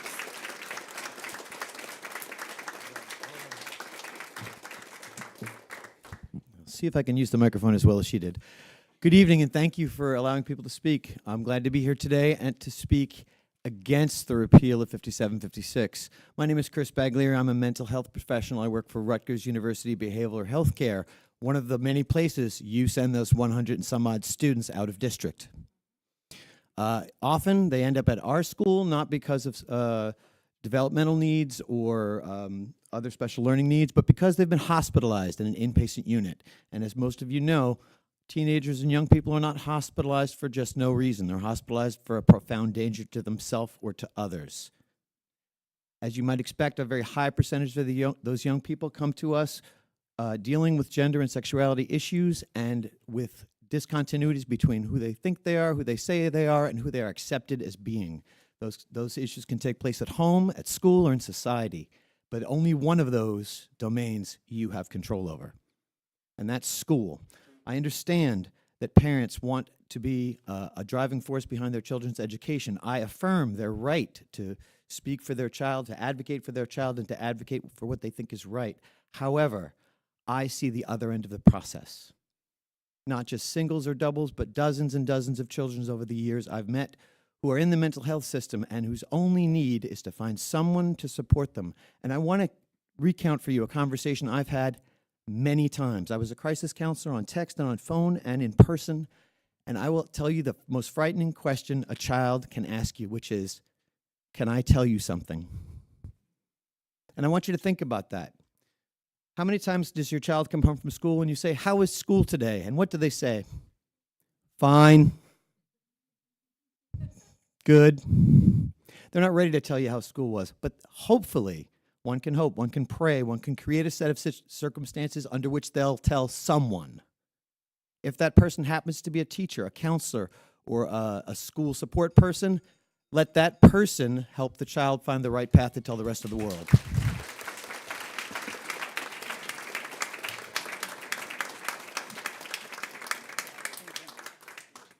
Hey gang, I'm Stacy Friedlander. Tonight I will be reading on behalf of Nolan Brown. Good evening, Board of Education members, district personnel, and distinguished guests. My name is Nolan Brown. I am a 10th grade student at Bridgewater Raritan High School. Although I am not able to physically attend tonight, I have enlisted some help to speak on my behalf and the many concerned transgender and non-binary students in our district. Recently, I was appalled to learn that the district was discussing the repeal of 5756. This is a district that has prided itself on the inclusion of all students.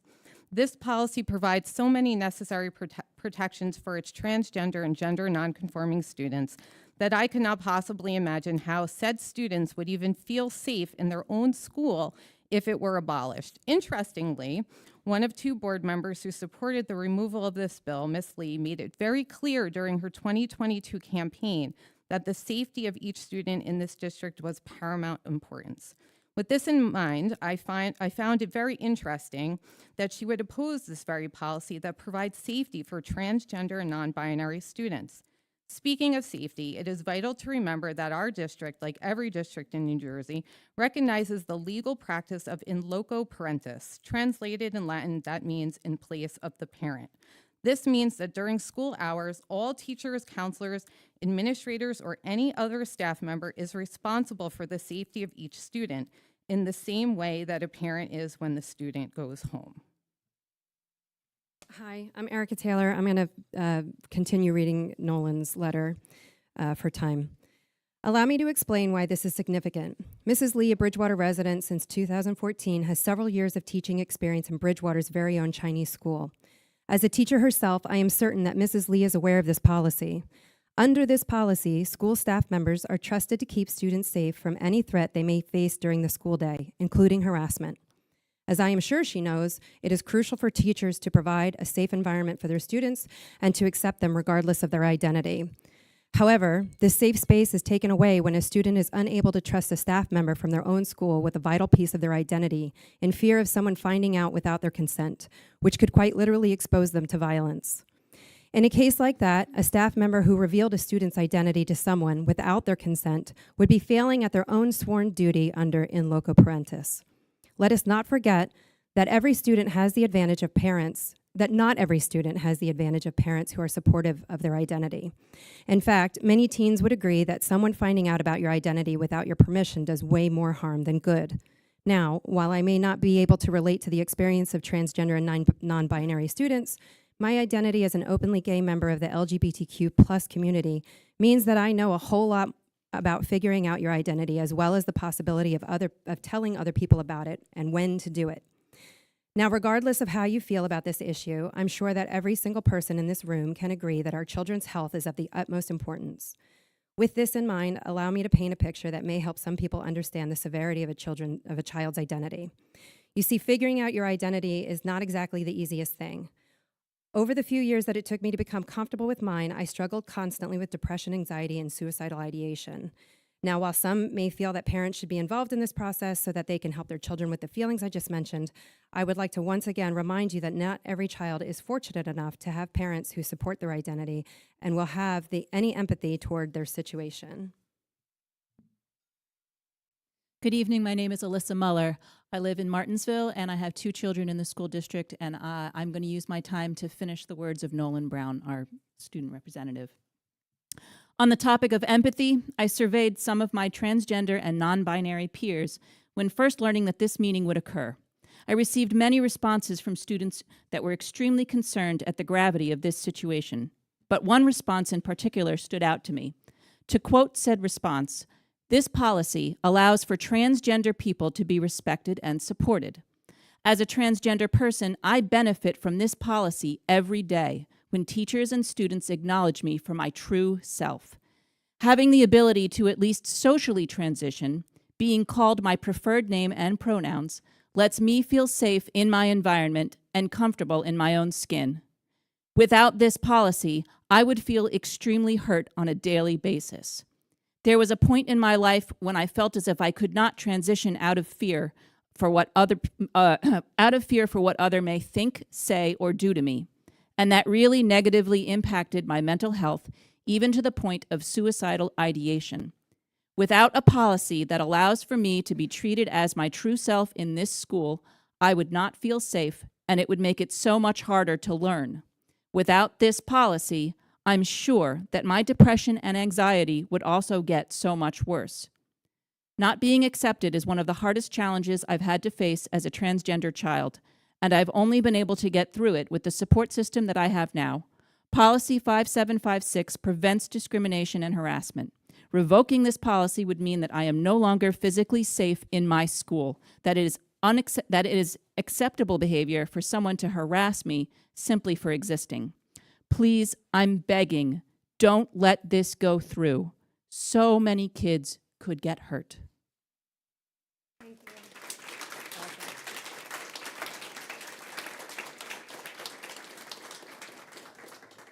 Hi, I'm Dr. Kania Langovin. I'm a board-certified child, adolescent, and adult psychiatrist, and I wanted to strongly recommend that you retain Transgender Student Guidance Policy 5756. This policy protects the lives of trans students. Outing these students could cause severe harm. Our world is so homophobic and transphobic. We want school to be a safe place for our kids. Coming out is a very sensitive, private, and individual process. To take that choice away from trans students in a community where they most likely will face stigma, discrimination, and possibly abuse is inhumane and dangerous. These students know the people in their lives, their views, and whether it's safe to tell them or not. The school should not be taking that autonomy and decision-making power away from the students. If the students know that it's going to hurt their family life or that they're going to get abused because of their identities, schools should listen to the students and protect their confidentiality. In my profession, I treat trans individuals, and most of them have had unsupportive family members, and some of them have even become homeless after telling their families. Unfortunately, our culture needs a lot of education about LGBTQ identities. I feel for these students who are so afraid to tell their parents. For the school to do it without their consent is unnecessarily harmful and dangerous. Students should be able to tell others about their sexual and gender identity on their own timeline, not anyone else's. This is a really vulnerable population. According to the Trevor Project's 2024 US National Survey on the mental health of LGBTQ people, 46% of transgender and non-binary young people seriously considered suicide in the past year. These behaviors are highly correlated to acceptance from their family, friends, and community. If the school is outing these students, they are increasing the likelihood of suicidality for these students. These students are also facing bullying from their peers. Nearly half of LGBTQ young people ages 13 to 17. Okay, thank you.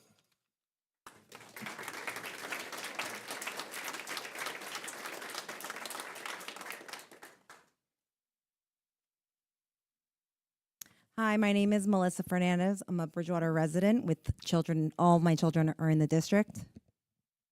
Hi, I'm Hannah Golden, and I'm here for support.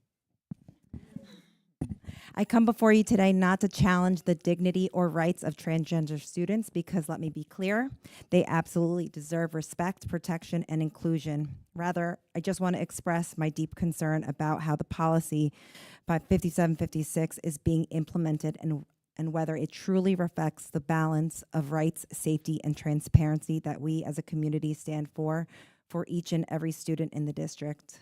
The goal of the policy is to ensure that transgender and non-binary students feel safe in school, and I support that goal. However, this policy's approach, keeping parents in the dark and allowing schools to make these decisions without family involvement, creates unintended consequences that we cannot ignore.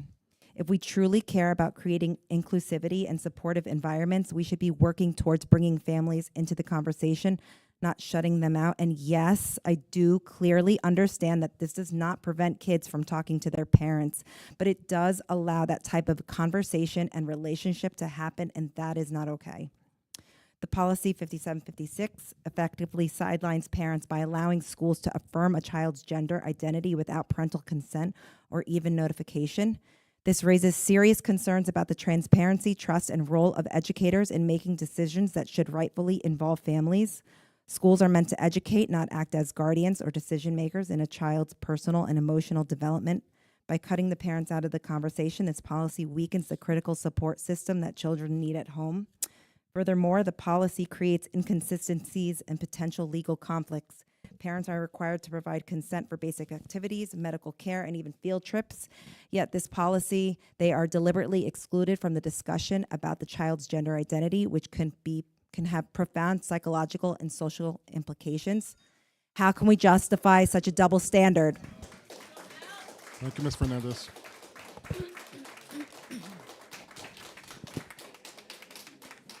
Hi. Good evening, members of Bridgewater Board of Education, parents and community members.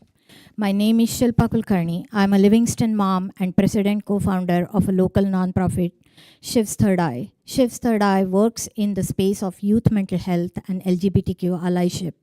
I'm speaking here tonight as a mother of 14-year-old teenage gay son, Shiv, who I lost to suicide.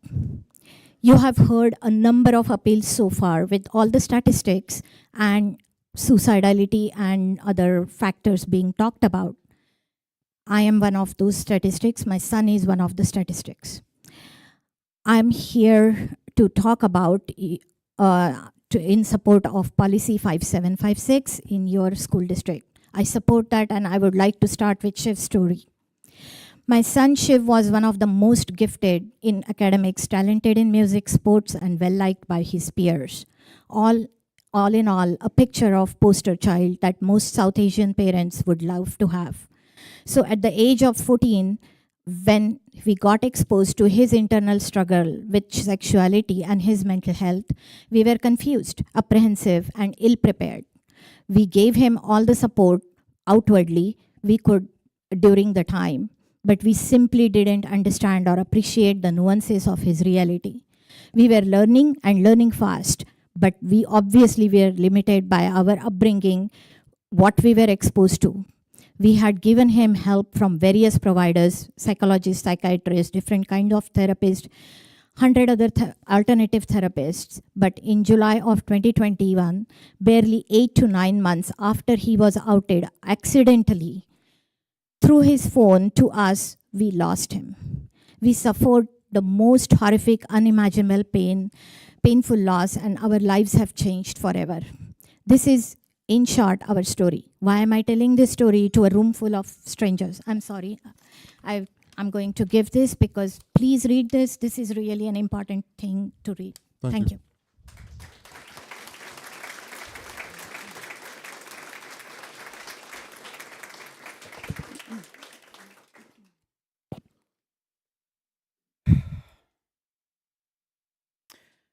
My name is Susan, and my children graduated from Bridgewater schools, and my husband and I still live here. One of my daughters is trans. When I told her what was going on, she was devastated. I want to share with you what she told me in the hopes that you understand the danger of rescinding this policy meant to protect vulnerable young people. My daughter realized something wasn't quite right when she was about 12, though she came out to me as an adult. It took her a while to figure it out and to feel comfortable talking about it. I was not the first person she spoke to. That was a trusted family therapist.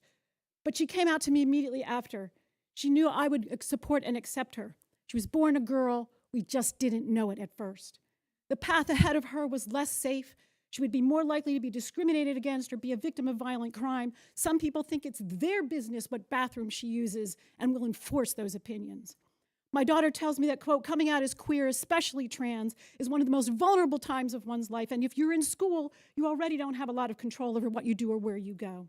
And now she tells me the federal government is, quote, calling you a predator, saying you're a problem, a disgrace, unethical, incompatible with modern society, undeserving of health care or your own body autonomy.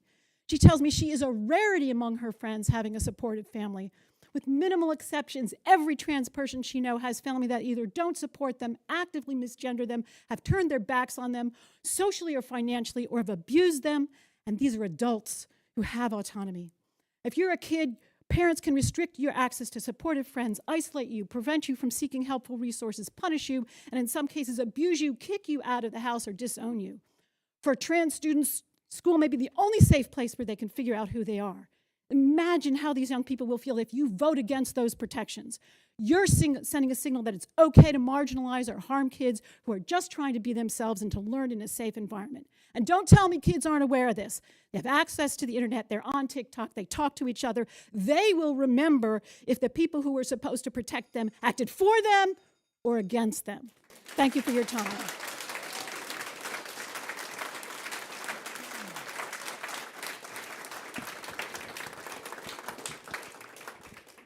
Good evening. My name is Laura Erber. I grew up in this town. I graduated from high school east back in the day, and I'm here because I care about children and education. And I want to thank you first and foremost for all the work you do and your dedication to that end. This policy came, and I'm also a certified school nurse. This policy came to New Jersey districts as recommended and even marked mandated by the New Jersey DOE. However, in doing my research as a school nurse, then I was disturbed at the fact that this policy asked school personnel to hide things from parents and keep legal names hidden and only revealed on a need-to-know basis. In other words, it assumes that a minor child in this case is always right and the parents are wrong. I quote the policy. Parental consent is not required, and there's no affirmative duty for any school district staff member to notify a parent of the student's gender identity or expression. And I'm sure you know by now that some districts went to bat for parents and were dragged into court for this. But their efforts were valiant and the results benefited us all because it was determined that this policy is in fact not what the law says, nor is it mandated. And the parent or guardian really does have the preeminent right over a vulnerable child's emotions. As a healthcare professional and a certified school nurse, I knew intuitively that this policy puts staff and students in a precarious situation. To hide a student's legal identity and birth name, as it states in your policy, is illegal. It says, and I quote, birth name should be kept confidential by school and school staff members. Just imagine in all the other state agencies or institutions if they could change their records based on a request from a minor child. This sounds ridiculous, right? But that is just what the policy states. The New Jersey LAD laws, as referred to in this policy, protect all types of students from discrimination, and it requires that we treat all with respect and dignity. And that includes the rights of their parents as well. I know these issues can be complex, but as a board, you pledge to uphold the Constitution. And I encourage you to do so. God bless. I'm going to remind the audience. One second, please. I'm just going to remind the audience, please direct your comments this way. Do not comment while other people are talking. Give them the same respect that they gave you when you were talking, please. That's why we're here. All right, we're all here to listen to everyone. Thank you. Good evening. My name is Aruna Rao. My pronouns are she and her, and I represent Desi Rainbow Parents and Allies, an organization dedicated to building a community that values, affirms, and celebrates all LGBTQIA+ identities. I've added my residence to the form. I'm here today because I'm the parent of a transgender child. My child was assigned female at birth and is a transgender man. When he was in first grade, he told me he was a boy and asked me to call him by his boy name to let him dress in boy's clothes. Sadly, I was so uninformed about gender identity that I did not accept or acknowledge his true identity. My child stayed closeted all through his schooling because he was afraid of being mocked and misunderstood by everyone, including his own family. His fears were completely legitimate. Finally, when he was in college, a close friend who is also LGBTQIA identified died by suicide. Her death broke something in my son. It broke the shell of fear that had accompanied him since he was a young child. He decided that he would not stay hidden any longer. He wanted to be free. My child is now a young man who's kind, loving, intelligent, talented, beautiful, confident in his own body and in his trans identity. I am so grateful for the strength and resilience that allowed him to survive in dark times and to break free from isolation and shame. I want to point out that I am a loving mother, but that was not enough for me to understand and support my transgender child when he was in school. The majority of parents and families like mine have very little knowledge about transgender identity and need a lot of education to understand and support their own child. A small minority of families are even hostile and could actively harm their transgender child. Policy 5756 protects trans children like my son, giving them the safety and the space to work through their thoughts and fears. This safe space is essential to their emotional and mental health, and violating their trust and forcing them to come out before they are ready is dangerous. I ask the board to preserve the safety and protection of all children in the school district by keeping policy 5756.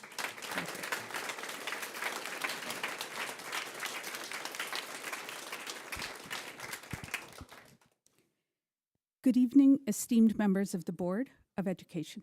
My name is Aparna Kalbag. I'm a psychologist and health researcher and a very concerned parent of the district. Repealing policy 5756 will do much harm to all, not just transgender students. As you know, the demands of the increasingly dangerous world we are preparing our children for require them to seek safe emotional spaces, not only within family and friends, but within their workplaces and in all spaces they will inhabit throughout their lives. By repealing this policy, we are telling our children that the only safe place for them in the whole world is their family. That school, the place they spend most of their waking hours, is not safe. This is very troubling, don't you think? Let's talk development. From my years of working with adolescents and their parents, I've learned that in order to resolve conflicts about identity, which inevitably appear as our children grow into young people, it is usually the parents, the adults, who have to understand where their children are coming from, not the other way around. It is they who lead parents to a better understanding of this ever-changing world. What I have seen time and time again in my personal and professional life is that when children and adolescents are not given the space to explore who they are, who they love, their sexuality, how they express themselves, their gender, their preferred career, even which sport they want to play or what extracurricular they pursue, they will find a way to their true self sooner or later. And if later, it often comes with a lot of suffering. If you repeal this policy, you are sending two very strong and dangerous messages to the children of this district. One, the adults, not you, will decide what, who, and how you can be in this world. And two, your parents are the only people who you can trust. Study after study has shown that when our emotional needs are met, our brains learn better. Thank you.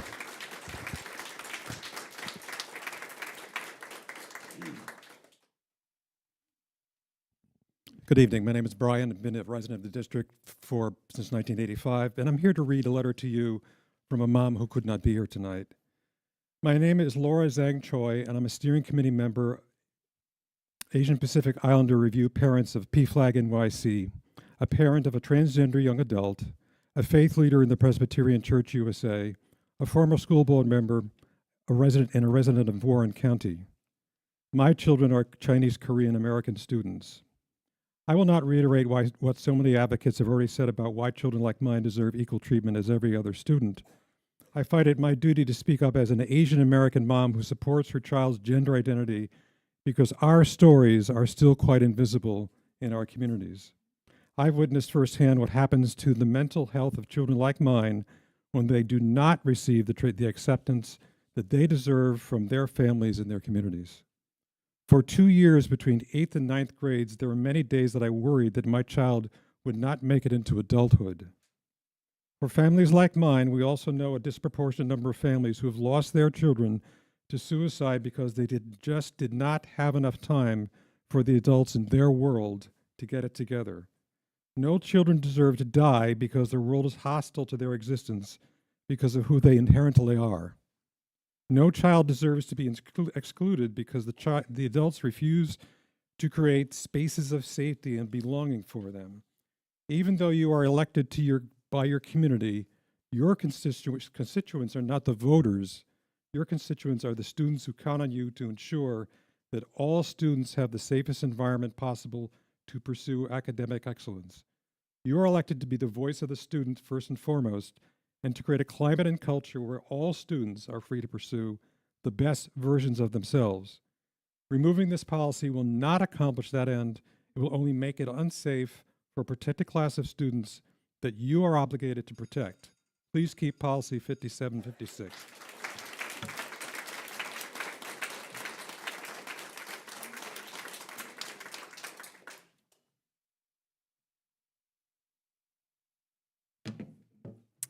Hello, my name is Michaela Moran. I am 22 years old. I've recently graduated from NJIT.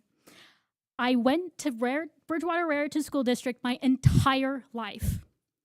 At the end of the day, it is not the job of our school to raise students, but the responsibility of parents to raise their children. I find this particular statement wholeheartedly false. I know from firsthand how much a teacher or faculty member can change a child's and student's life. If this policy 5756 is removed, you will effectively be stripping any sort of trust any student could have with the village that helps raise that child. Thank you.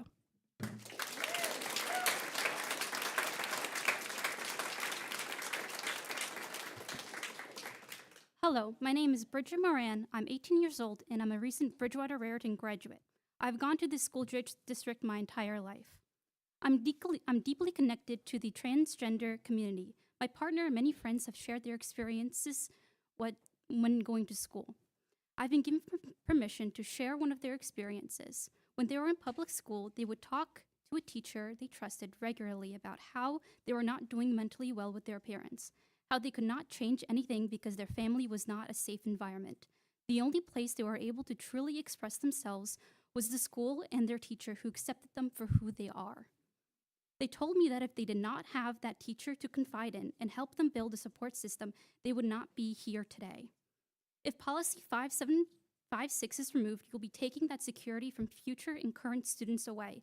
It will greatly affect any trust a student would have in their teachers and isolate them even more.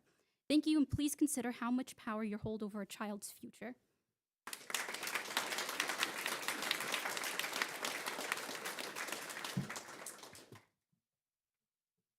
Good evening, board members, parents. I'm Katie. I'm a mom who treasures this district for what it's given my daughters. My youngest thrives in a federally funded special education program, a lifeline that lets her shine. And I'm grateful for it every day. I'm here to demand you repeal policy 5756, as it is a reckless rule that endangers her future and every girl's safety. This isn't just policy, it's personal, it's our kids. President Trump's executive order set a clear boundary. Boys don't play girls. Can I have some time back for that? I know you guys don't like what I have to say, but I gave you guys respect, so I would appreciate that as well. Thank you. You need to address us, Yeah, and I please give her wanna make sure you respect say that you were given as well. President Trump's executive order set a clear boundary. Boys don't play girls' sports or enter their bathrooms. It's a federal law tied to over $3 million a year for Bridgewater Raritan. We had a budget meeting today. Money that keeps my daughter's program alive.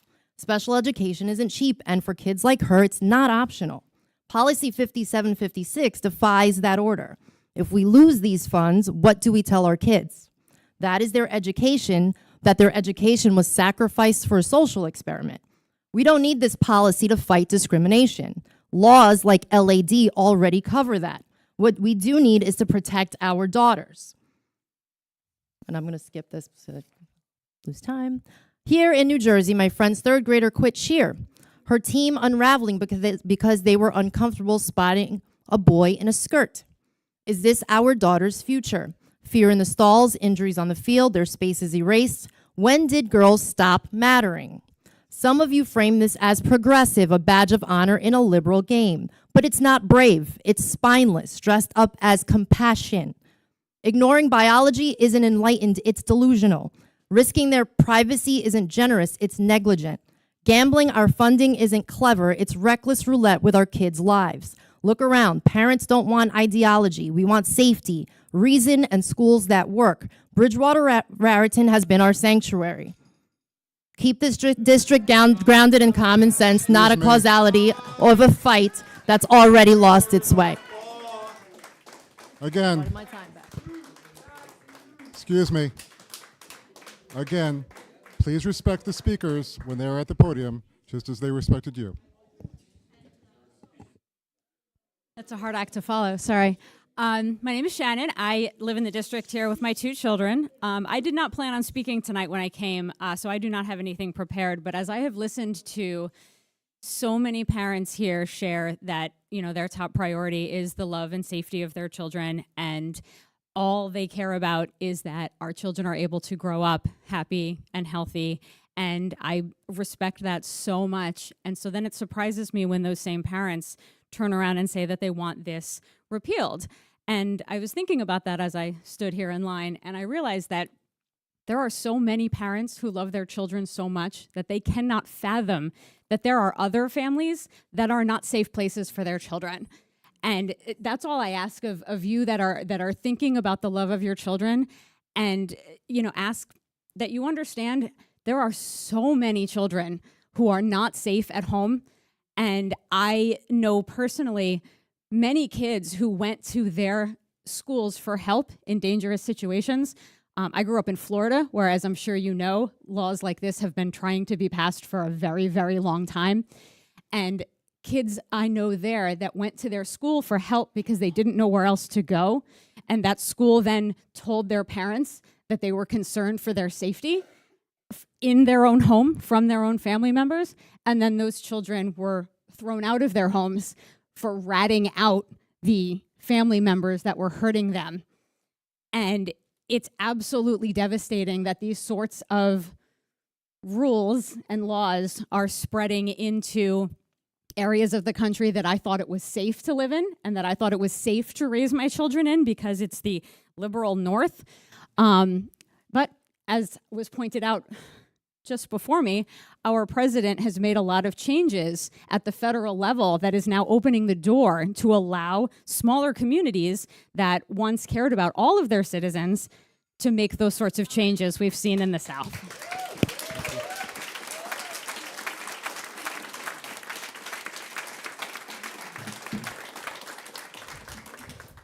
Hi, my name is Dr. Sarah Wasserman. I'm here tonight as a Somerset County resident and on behalf of the BRRSD Center for Social Justice. I'm going to give a little lesson about what's actually happening here, and I'm going to stick to the facts. According to New Jersey's law against discrimination, school boards are required to ensure that all students are treated with dignity and respect, regardless of their gender identity or expression. That is a law. Policy 5756 provides expert guidance for schools to meet those requirements with best practices to create a safe, supportive, and non-discriminatory environment for transgender and gender nonconforming students. It's a tool to help schools align with civil rights protections. This policy consolidates and codifies existing state laws against discrimination. The controversy over this policy centers on parental notification. The policy actually says there is no affirmative duty for any school district staff member to notify a student's parent of the student's gender identity or expression. Simply put, school staff have no obligation to tell parents if a student requests to keep their gender identity or expression private.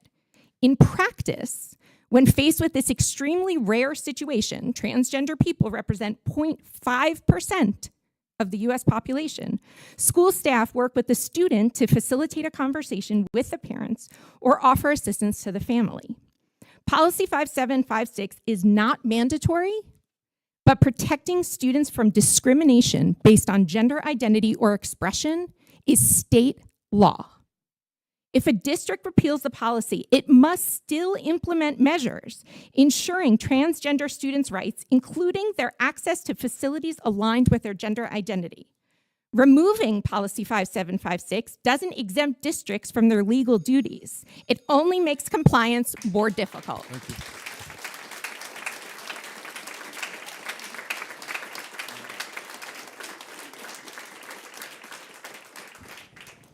Good evening, members of the board, Mr. President, Steve Beatty, Martinsville. Thank you for listening to everyone this evening. I think you've heard well enough. And I would just repeat, and the proverb I really identify so much with is it takes a village. And I look at that from different perspectives. Growing up, I'm a Gen Xer. I know I look younger, but I'm a Gen Xer, right? I grew up in the 70s and 80s. You know what that's like coming in, and I'm glad. My parents were out all the time. I had someone I could go to, right? I had someone in school. My aunt lived across town, a neighbor, someone that I knew I could trust, that I could go to, and any time that my parents weren't there, that I knew there was somebody else, or if I couldn't tell my parents something, right? Raising my own children. Listen, I have great kids almost all the time, my own children, right? But I know they don't tell me everything, and that's fine. That's how it should be, because I know they have trusted adults in their lives all through their career. I don't have enough fingers and toes to count the people that I owe such a debt of gratitude that my children were able to confide in and talk about that I knew might be going on in general, but someone else was really able to deal with that in a much more constructive way than I could, even though I knew they were okay because I had that relationship. And now, having had the opportunity to teach here in this district for 25 years, and I was that person sometimes. I was the educator whose students came to and said, Mr. Beatty, you know, I got to tell you something, or can I tell you something, right? That was me a couple of times. And the incredible responsibility, it wasn't about leaving the parents out of the loop. It's about helping a child navigate their way.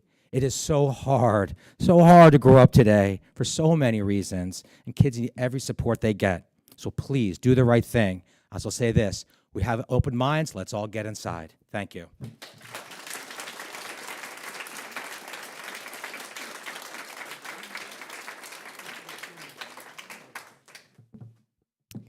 Hello, board. My name is Chloe Dorward. I went through the school district as a child. I am 24 years old. 5 years ago, I lost one of my close friends, Charlie Schultz, to suicide. Charlie was a friend of many of the people in this building. He was amazing. He was trans. I never felt threatened by Charlie or any of the other trans students in our school district. Intersex youth will always exist. Genderqueer youth will always exist. Trans youth will always exist. And there will always be trans and genderqueer youth who do not inform their parents about their identity because it is not safe, or because it is not the right time, or because they are unsure about where they are in their journey of discovering their identity.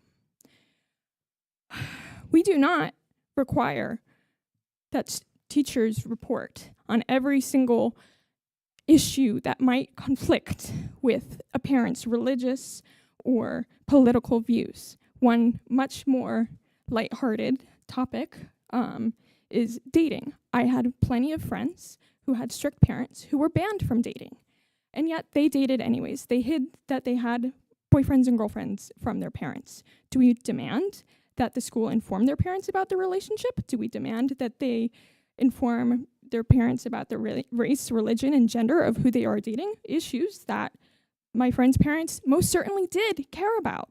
No, we do not demand that schools have to inform parents about every single little nitpick issue that might come up about a student's identity. Parents might feel entitled to know this information, but that does not mean that it is necessarily required or safe for the school district to give it to those parents. This policy protects students, and as people have mentioned before, it is the law.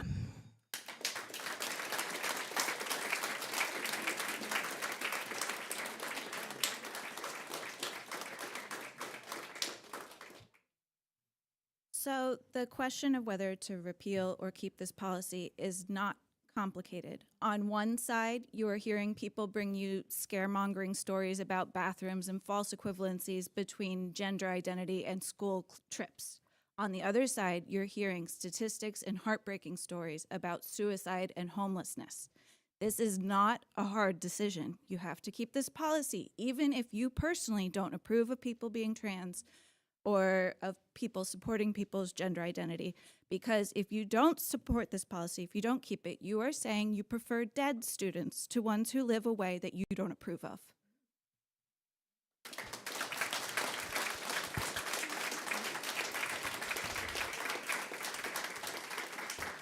I just want to remind people that please provide your name and municipality of residence for the record. Thank you. No worries. Thank you. Appreciate it. Hello, my name is Emmett, and I'm a trans guy from BRRSD. When I first heard about the possibility that this district would revoke policy number 5756, I was immediately horrified. This policy was created for the safety of transgender and non-binary students in this school district, with the policy itself stating, and I quote, the board developed and adopted this policy to ensure that its schools provided a safe and supportive learning environment that is free from discrimination and harassment for transgender students, including students going through a gender transition. I personally am already struggling with the hateful anti-trans rhetoric running rampant through this country and the government, both legislation-wise and the murders that are happening. Every time I open social media now, the first thing I see are no longer like cute photos from my friends or pets, but the latest attack on my community. My friends are scared, I am scared, and to see this hate traveling as far as BR just furthers my terror because this district has always felt safe for me to express my identity, and I'd be deeply saddened to see that changed. There are people pretending that revoking this policy would be beneficial for us because it is preventing us from parental support, but nowhere in this policy does it say that we are not allowed to tell our parents. My parents support me and my identity, which I'm very lucky to have, but I also know that not everyone's parents are supportive. This policy protects students from abusive situations at home, and taking that away could potentially put kids in danger. This policy also states the school district shall accept a student's asserted gender identity. Not being accepted for who I am is one of the most hurtful and stressful things that I have experienced, and while I may be misgendered often in other areas of my life, I know that I can count on the people at BRHS to support me. I'm able to use the bathroom that corresponds with my true identity, and I would hate to see these protections taken away from us. And I implore you to talk to the kids in the school district, because I don't know a single kid who would want this policy removed. I will conclude with this. The removal of policy number 5756 will undoubtedly have a negative impact on the safety and well-being of so many kids in this school district, and I would be ashamed to live in a district that strips our rights away. Thank you.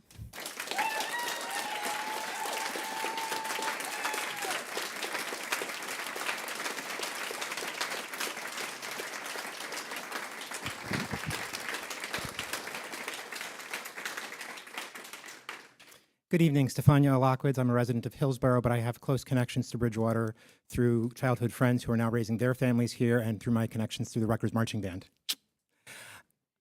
I'm a transgender woman, as you might have noticed.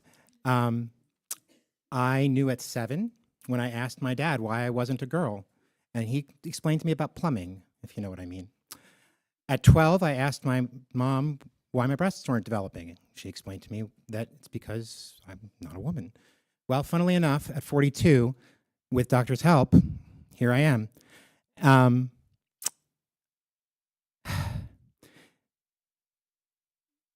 It's an awful lot of fuss. There's about 100 adults in this room. It's an awful lot of fuss for 2 people.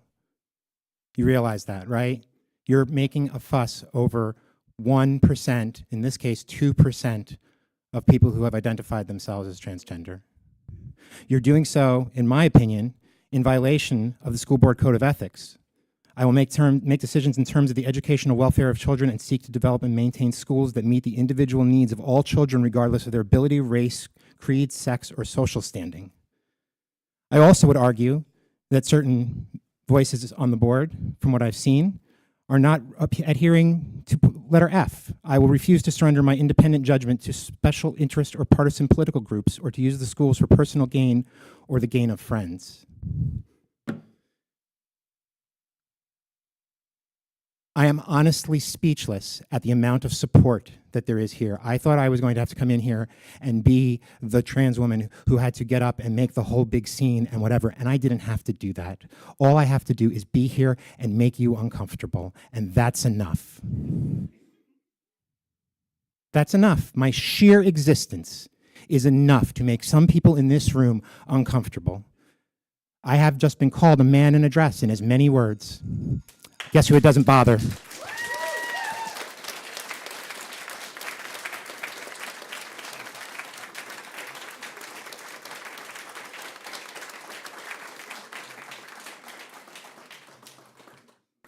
Good evening. My name is Gerald Maglio, and I'm from the Dolores Turco Foundation.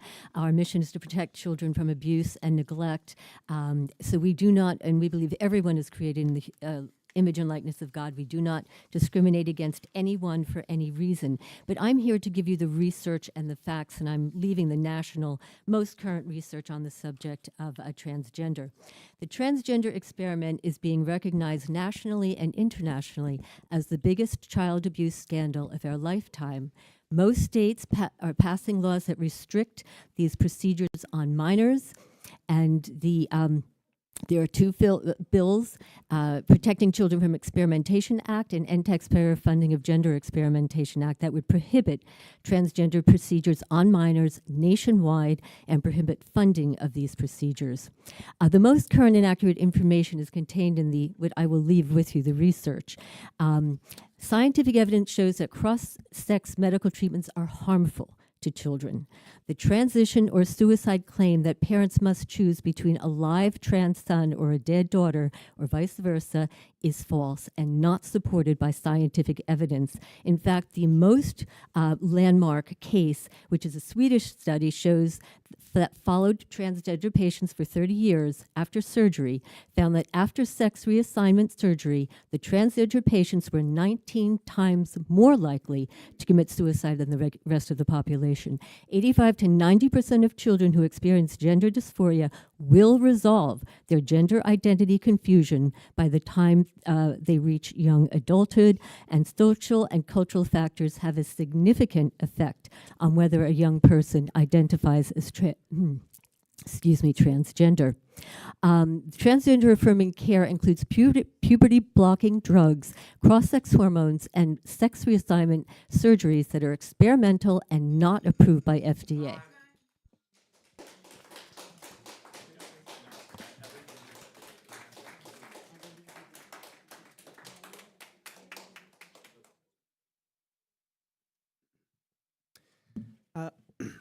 Hi there, Franco Gradowski, Jackson Township, they, them. Now for many, the issue of Policy 5756 has become not about the children, but about the parents. At the last meeting, it was stated the policy forces students to go through one of the most challenging moments in their lives alone without the people they love. Rather than forcing students to navigate their gender identity alone, we need to find ways to work with our parents to ensure students get the love and attention they deserve, end quote. As Mr. Singer pointed out, nothing in the policy prevents a student from talking to their parents. Students are not being forced to do anything, and that is key. Coming out is one of the most challenging moments an individual can face. However, that is precisely why it is in that individual's best interest for them to decide how and when to come out and to whom. A member of this board also believes that speaking to an administrator about one's gender identity before speaking to a parent is the wrong way to handle this, and that the best support that students are going to receive will come from parents because their parents have been the most supportive people in their life. That is privilege. You are fortunate enough to have that healthy relationship with your parents. Not everybody is quite so fortunate. Students experience neglect or abuse or simply do not feel safe at home, And no, by acknowledging this, we are not assuming abuse. We simply also cannot assume that these students are always safe at home. And whether or not they are, students must always be able to come to school to feel safe and secure. Continuing on the subject, some people have turned this into a parents' rights issue. A reminder, LGBTQIA+ individuals are a protected class, a group of people who share one or more common characteristics and are especially protected by the law from harassment on the basis of those characteristics. Parents are not a protected class. Parents have the same rights they have always had, but 5756 will ensure that we protect our students who are at greater risk of discrimination. Lastly, fighting policy 5756 is a waste of time and money. Manalapan and Englishtown, Middletown, and Marlborough have already lost this battle at both the trial and appellate level. Is this really how you want to spend your school district's time and money? I would reconsider.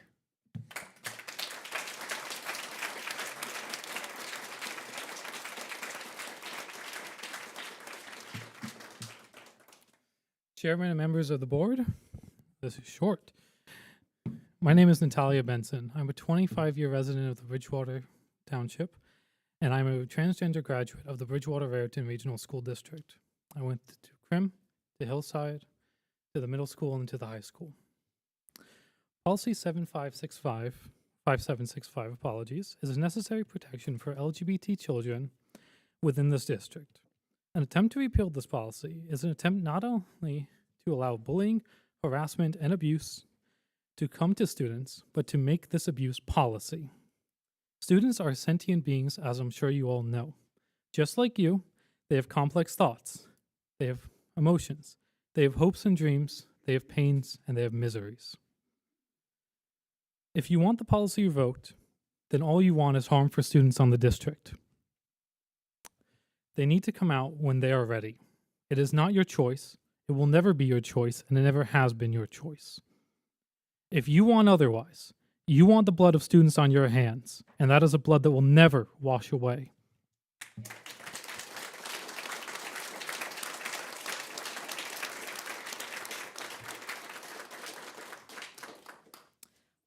Hi, my name is Theodore Alexis. I attended Bridgewater Raritan for my K-12 education. I'm currently a senior at Rutgers University, and I am transgender. I believe policy 5756 is a great part of our district, and I think removing it would make Bridgewater Raritan regional schools worse. I think it's important for youth to be able to express themselves without fear of being reported on by their teachers to their parents before they're ready. I think coming out is a very important moment. It's one that I cherish, and I think it would be a shame to take that experience away from a parent and child and instead have it be between a teacher and a parent. Usually you get bad news from a teacher, like something about the child's safety or about their grades. Something about how they're expressing themselves at school should be more private. It should be a conversation between parent and child. And I think it's developmentally appropriate for it to stay that way. And I think that policy reflects that. I also think that it's important for students to be able to figure themselves out without having preemptive measures like being outed to their parents before they're ready. I think it'll happen in due time, and that's all I have to say.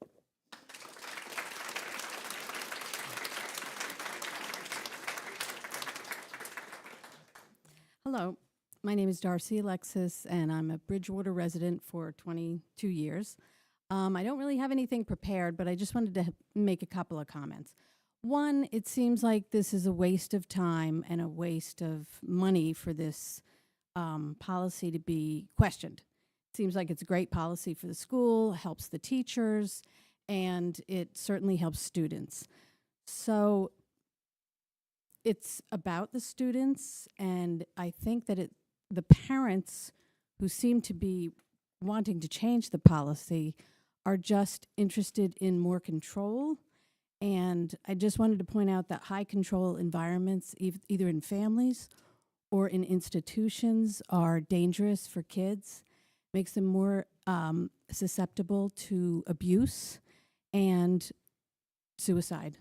So I think it's a better policy to just take it slow, let the kids talk to teachers if they want to, and their parents when they're ready.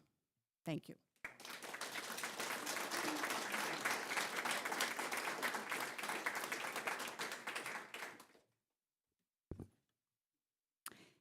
Hi, Amy Salinger. I'm a resident of Bridgewater. I have 3 children. I have a son who has already graduated from the high school and 2 daughters who are currently enrolled. And to be honest with you, I worry more about them not using the bathroom because of all the vaping than anything else.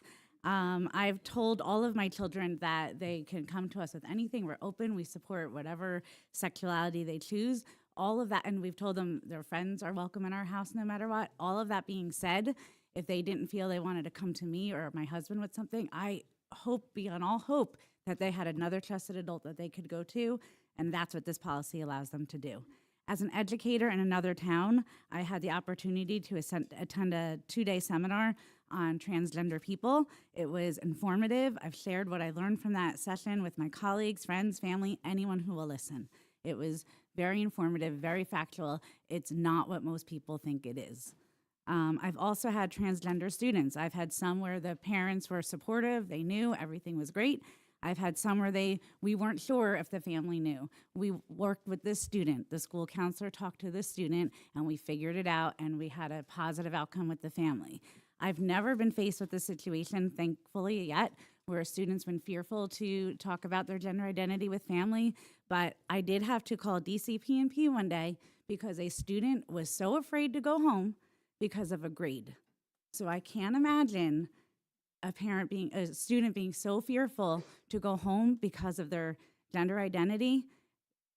And this was over a grade, and this kid was terrified because they got a bad grade, to the point where we weren't sure if they were safe or not to go home, and we had to make the call. So that's what this policy protects. I think you should keep it, and I thank you for your time.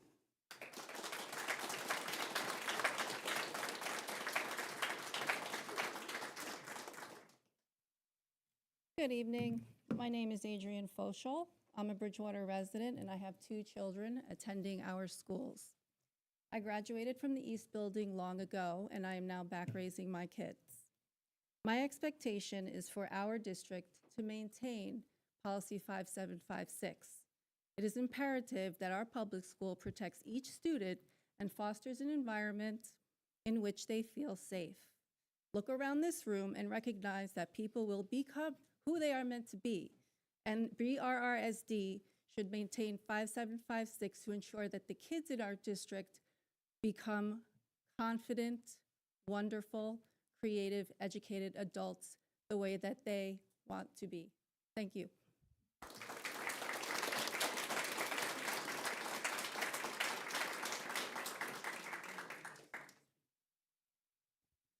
Good evening. My name is Philip Jones. I'm a resident of Bridgewater, and I'm also a teacher and a parent of 2 students in the district.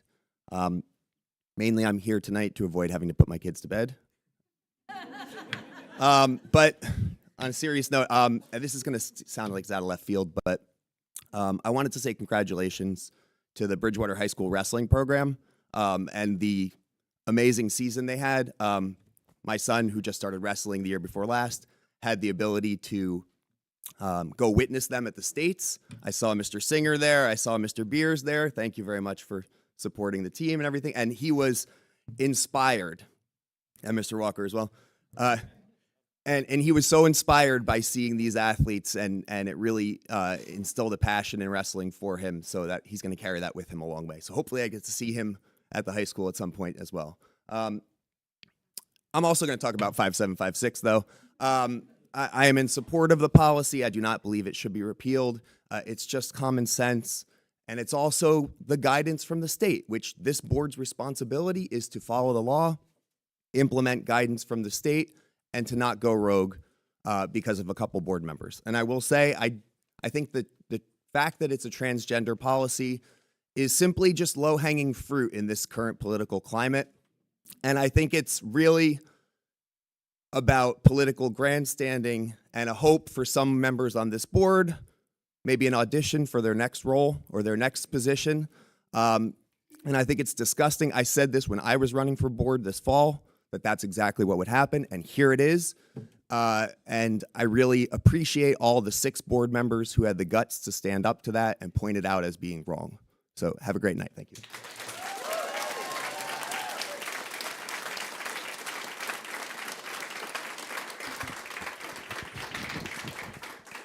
My name is Joyce Lin. I've been a Bridgewater resident for the last 34 years. And I'm a first-generation immigrant, so my English is my second language. So pardon me if I don't speak clearly. First, I don't agree with the previous gentleman. He said that he's a teacher of the Bridgewater school system. And he said that it's a law, so we just adopt it, just take it, it's already the law. I want to quote him, or everybody, a saying by Churchill.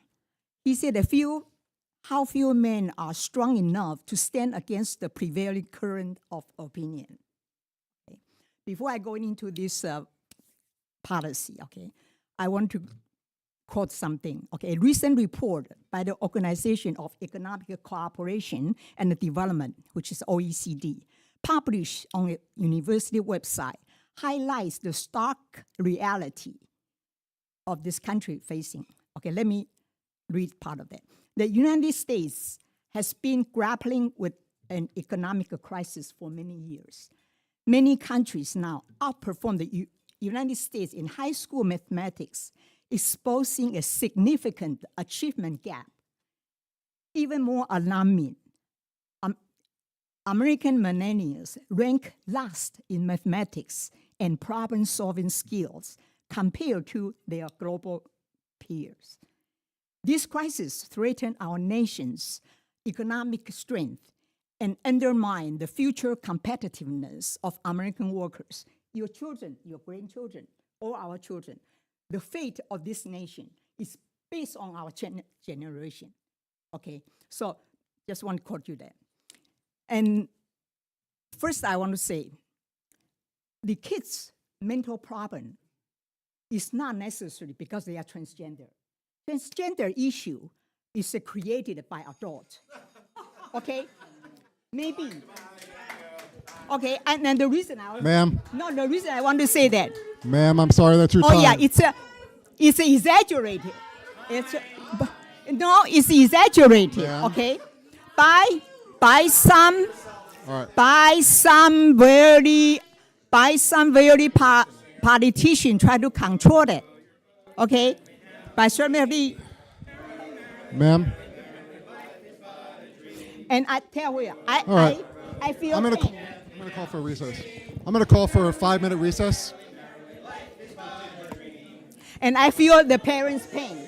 I feel the parents' pain that bring up your children in this society. In this society. Okay? I feel your pain, okay? About how hard to grow up by your children.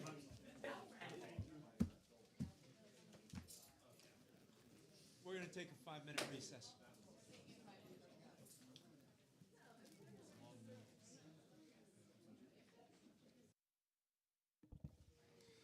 And again, I appreciate everyone that has come before and respected the 2-minute timeline. I ask that you continue to do so. I also ask that you respect the people at the podium. You can disagree, but do it respectfully. Thank you.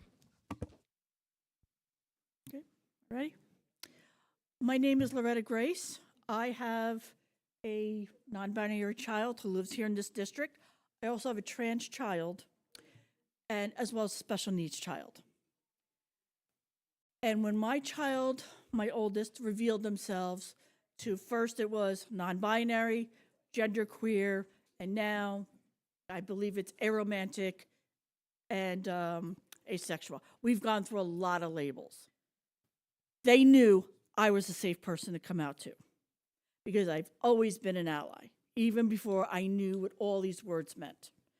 In fact, my kid taught me about asexuality, transgender, genderqueer, neuropronouns, everything. I've never felt left out.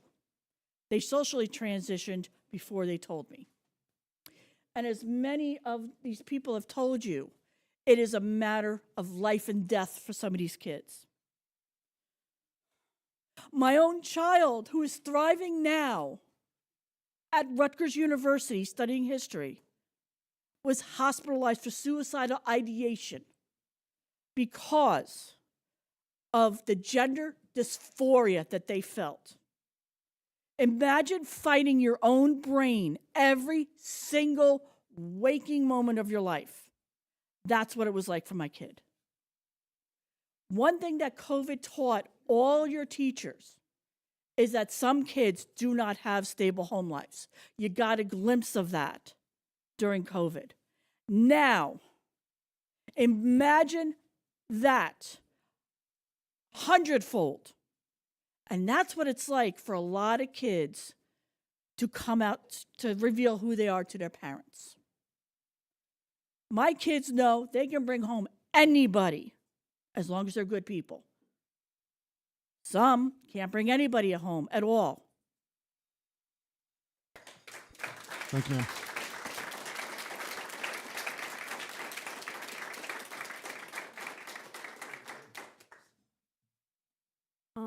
My name's Maggie Whalen.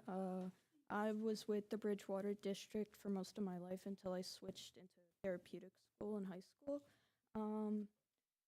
I'm currently a junior in my college in an RVCC to be a teacher, and I'm constantly getting told by teachers that the Board of Ed is not with us. They do not support the teachers' needs.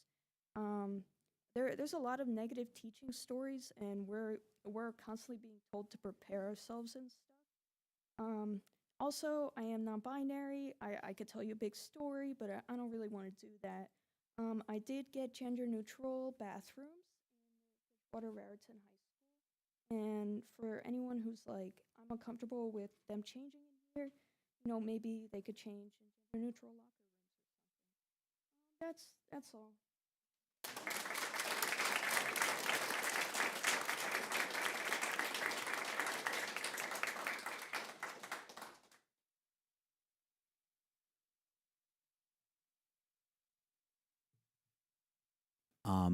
I'm Zachary Zier. I was a student who went through the K through 12 program at Bridgewater, and I'm currently at Rutgers University as a graduate student in the Masters of Information. And I just want to kind of give the board something to chew on. Many facts have been stated throughout this entire night about the well-being of transgender and other LGBTQ students.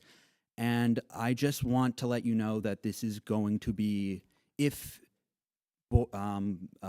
policy 5756 is repealed, this is going to be something that will be brought up every board meeting at every instance. This will be a fight you will keep on fighting for probably the remainder of your time on the board. Thank you.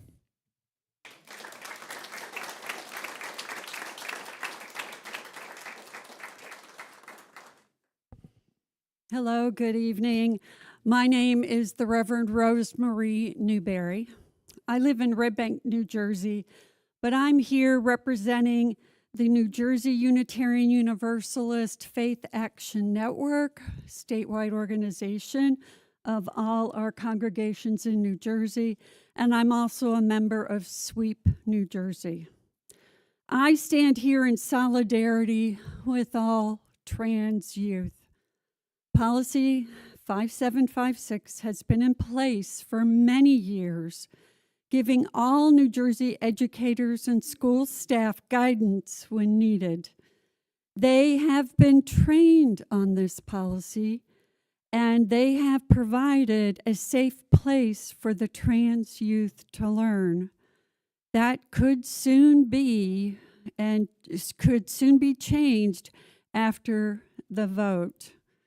I weep with you, the LGBTQ plus children who are trying to discover your authentic selves, while adults that are responsible for your safety are not supporting you, depending on how this board votes.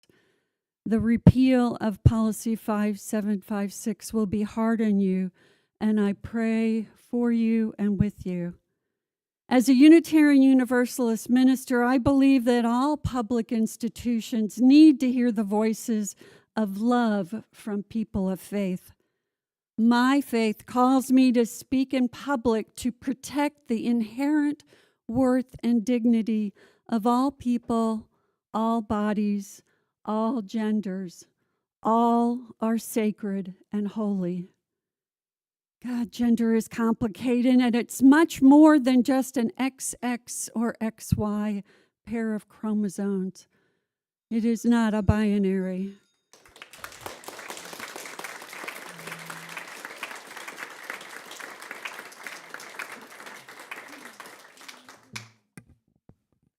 Hello, my name is Evelyn Hussar. I'm a Bridgewater Raritan resident, and I graduated here and I lived here all my life, and also a former teacher.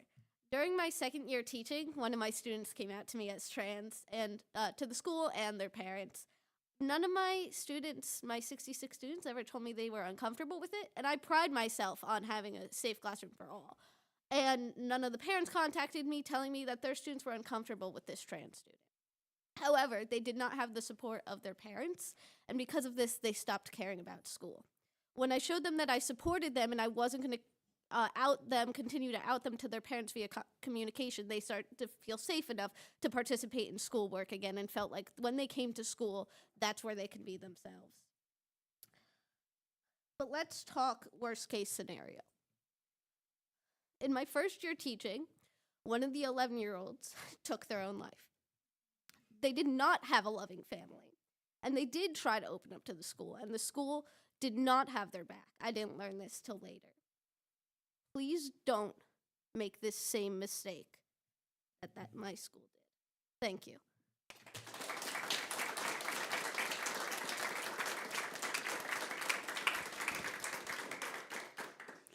Hi, my name is Jessica Seelinger. I'm 25 years old. I live in Bridgewater. I just want to say, like, in the beginning, you guys, on the first slide, you were talking about the well-being of children, the inclusion of children. And I just think that's so important. And I just, like, look around at how many people are here in support, how many young people are here talking to you about how they feel about this issue. They're the students that you want to, like, are caring about. I am so lucky to have parents that are supportive. I mean, I'm so lucky to be in my own body, like, be comfortable, be born as who I was. I had, like, teachers that supported me just throughout my education, and I feel so lucky that I was born female. And I'm sure all of you on the board, you went into teaching because you care about students. And so if you really care about students, just listen to them, listen to what they want. But yeah, that's all.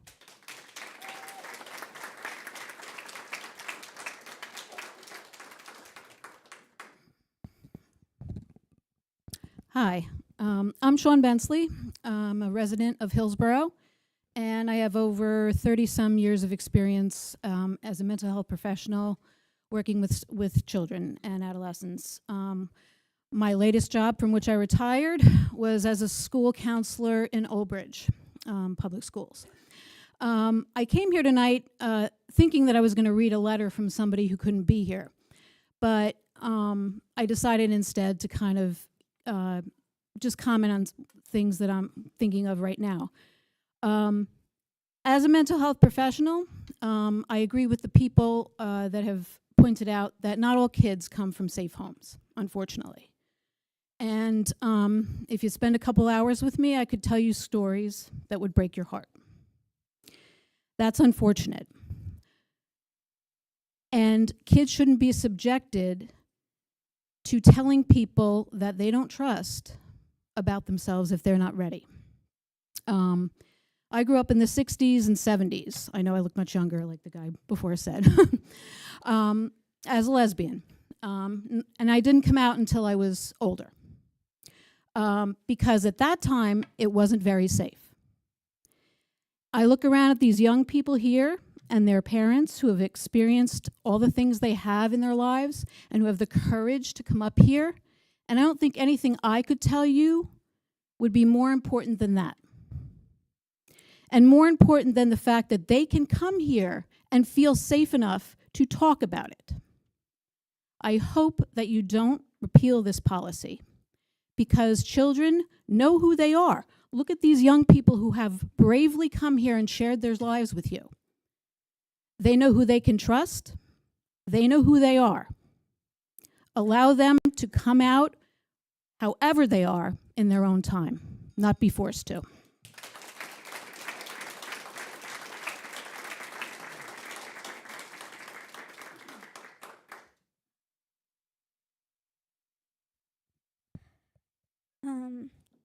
I'd like to remain as an anonymous current resident within the school district.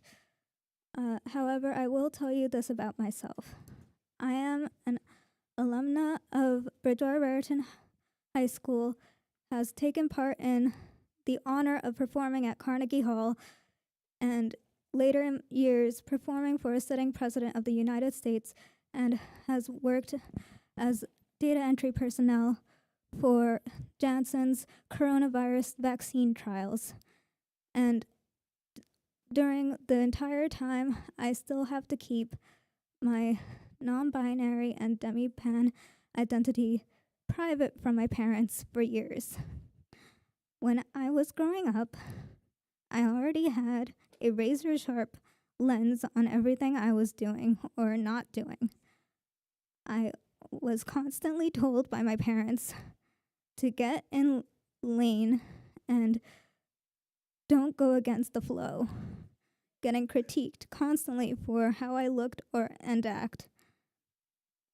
I had to keep a double life in which wherever I was not home, I was happy and loved by my friends and peers.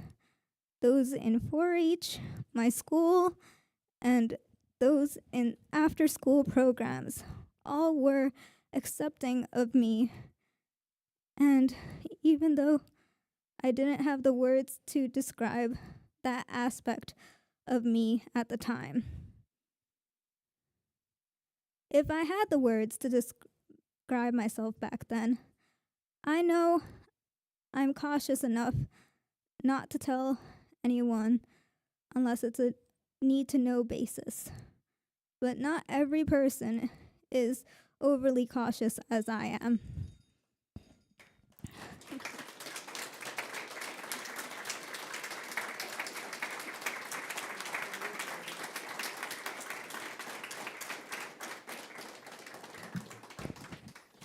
Hello, board members. My name is Joe Shaniger-Bruno. Really impressive finance meeting so far. Bridgewater's been doing great. I was a alumnus of the 2004 class, so a while ago. I've since been a public school teacher. I was a public school teacher for 9 years between Newark, Perth Amboy, but I got my start here at Bridgewater as a sub for 2 years, so thanks for the leg up. The district, I now practice applied behavior analysis as a BCBA candidate, and I always tend to go for the numbers, as any finance graduates on the board would know. So of the 8,000 students in the Bridgewater Raritan Regional School District, the CDC and NIH published a study in 2023 that about 5.5% of the population would be trans or questioning. That's 440 of the current student population. About 51% of them will consider and will follow through on skipping school because they feel unsafe. That kind of goes against the give students a place to learn goal.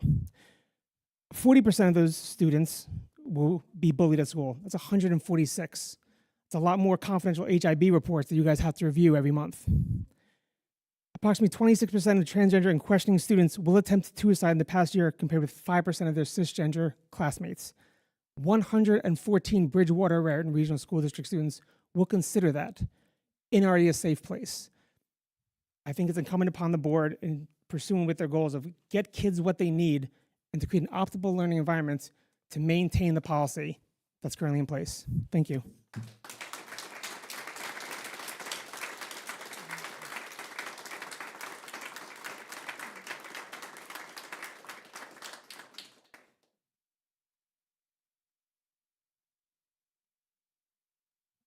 I always do things differently.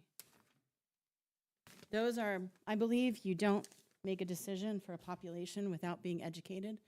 And if you don't have children or you don't know any transgender people, then there's a list of books right there that you can read that will help you become an ally. Good evening. My name is Laura Whalen, and I'm a Bridgewater resident for 42 years. I have 2 children in the Bridgewater Raritan school system, one a high school sophomore and one a graduate and now a college attendee. I was the one who started the Buddy Bench at Hamilton, which spread to the other elementary schools to give young children a physical manifestation of an opportunity to practice empathy.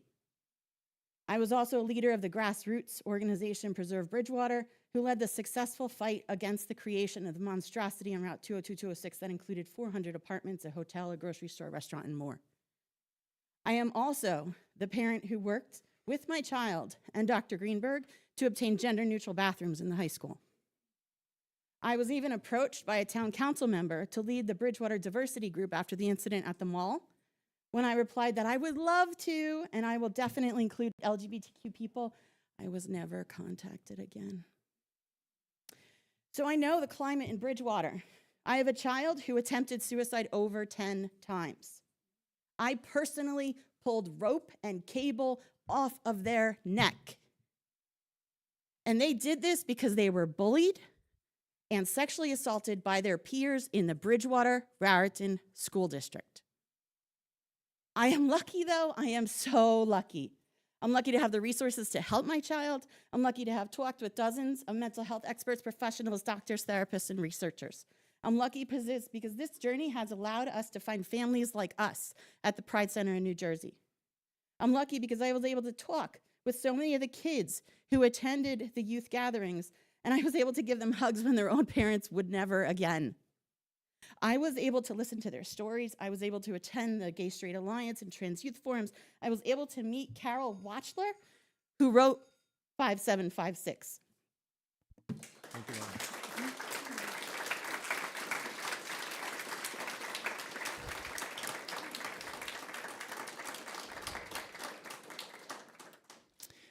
My name is Jennifer Kitchen. I'm a 30-year resident of Bridgewater. I just want to take a moment to acknowledge the absolute bravery of the current and former BR trans students who have spoken tonight. I believe that the parents here speaking about 5756 on both sides love their children.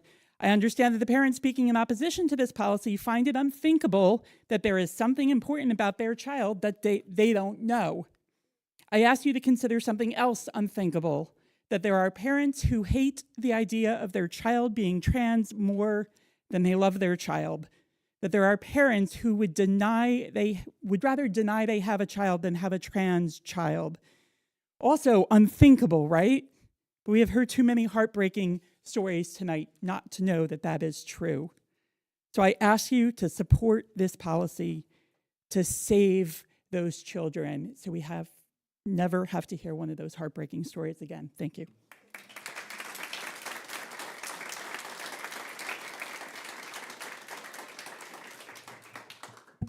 Good evening. My name is Andrew Bucko. First, I'd like to thank everyone who has told their stories. A lot of them are very emotional. You could hear from the voices of the speakers how difficult it is to come forward and tell their stories here in public, the members of the board and everyone in attendance here. I think that the policy does what the school board should aim to do, which is to put the student first. It treats the students of the district like the young adults that they actually are, with thoughts and feelings and emotions and concerns of their own that are very much valid. And it would be a mistake to assume that your life completely mirrors everybody else. As the saying goes, you should not judge somebody until you've walked a mile in their shoes. And there are plenty of students in this district who probably need to have certain members of this board walk a mile in their shoes. I urge the board to not rescind the transgender policy if it is brought up again, and again, put the students in control, put their privacy first, if they choose so. Thank you very much.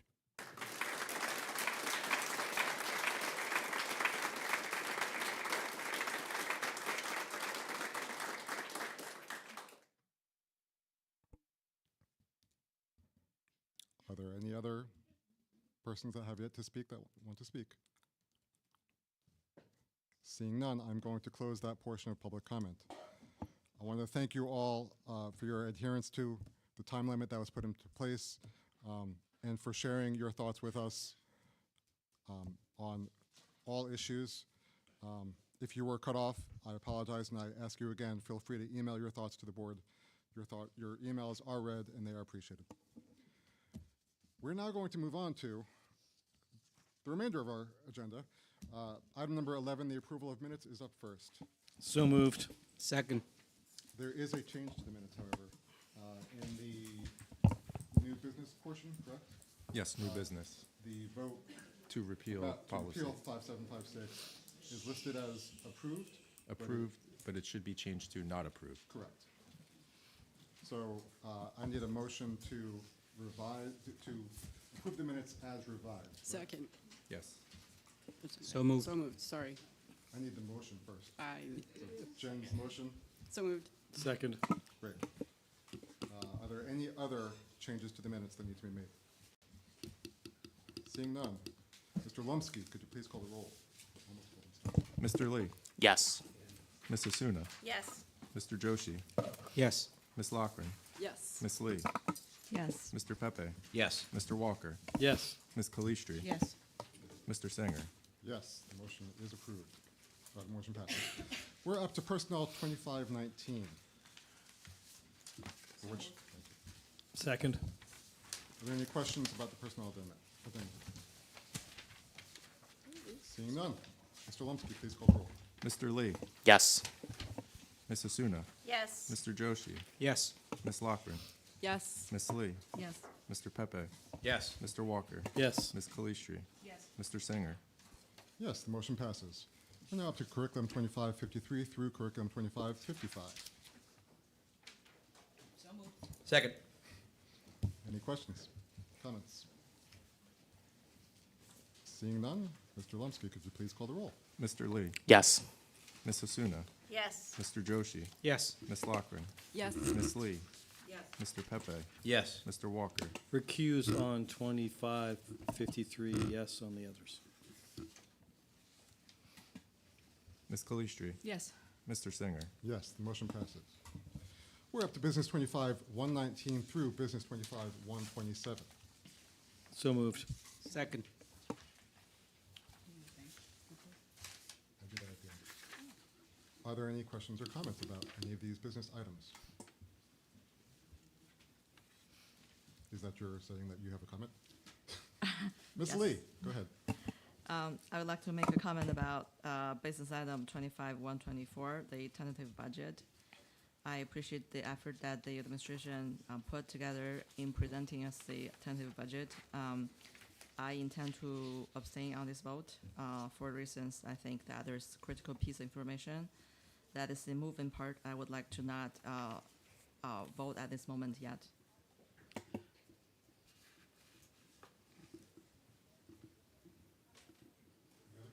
Just a question. What information were you looking for? I think I would like to not talk about this because I think they might send the message about district that I don't think we should talk in this forum. I'm Well- just explaining why I'm not voting, why I'm abstaining on this vote. That's all. I'm understanding that, but did you ask this you have questions, correct? I have, but I'm not going to Did you ask them? in this forum. Did you ask them? It's not a question that she could just asking now abstain, is right? going to solve that problem. Are there any other questions or comments? But it's Barry? operational procedure that we usually follow. That if you have a question, you ask them ahead of time. Correct? Well, that's usually how we do Ms. this. Lee isn't did it? reach out to us to let us know that her reasons for abstaining. Did she make them clear? Is that what she said? Is it exactly what it said there? I'd like to know because it would come through finance because it was approved to committee. She's allowed to abstain if she wants to abstain. Okay. But it's questions, you're asking questions, which is fine. But if there are questions you feel that there's not transparency, is that the issue? I think we should just move on. Okay. Any other questions on the business items? I would like to thank the Hamilton School PTO for their donations, for their giving the Hamilton School the Lead U Assembly and an author visit and the theater assembly. I know how much those kids really appreciate it, and they're very valuable to our district. So thank you, Hamilton School PTO. With that, Mr. Lumsky, could you please call the roll? Mr. Lee, Yes, except 25-124 no, and 25-120 abstain.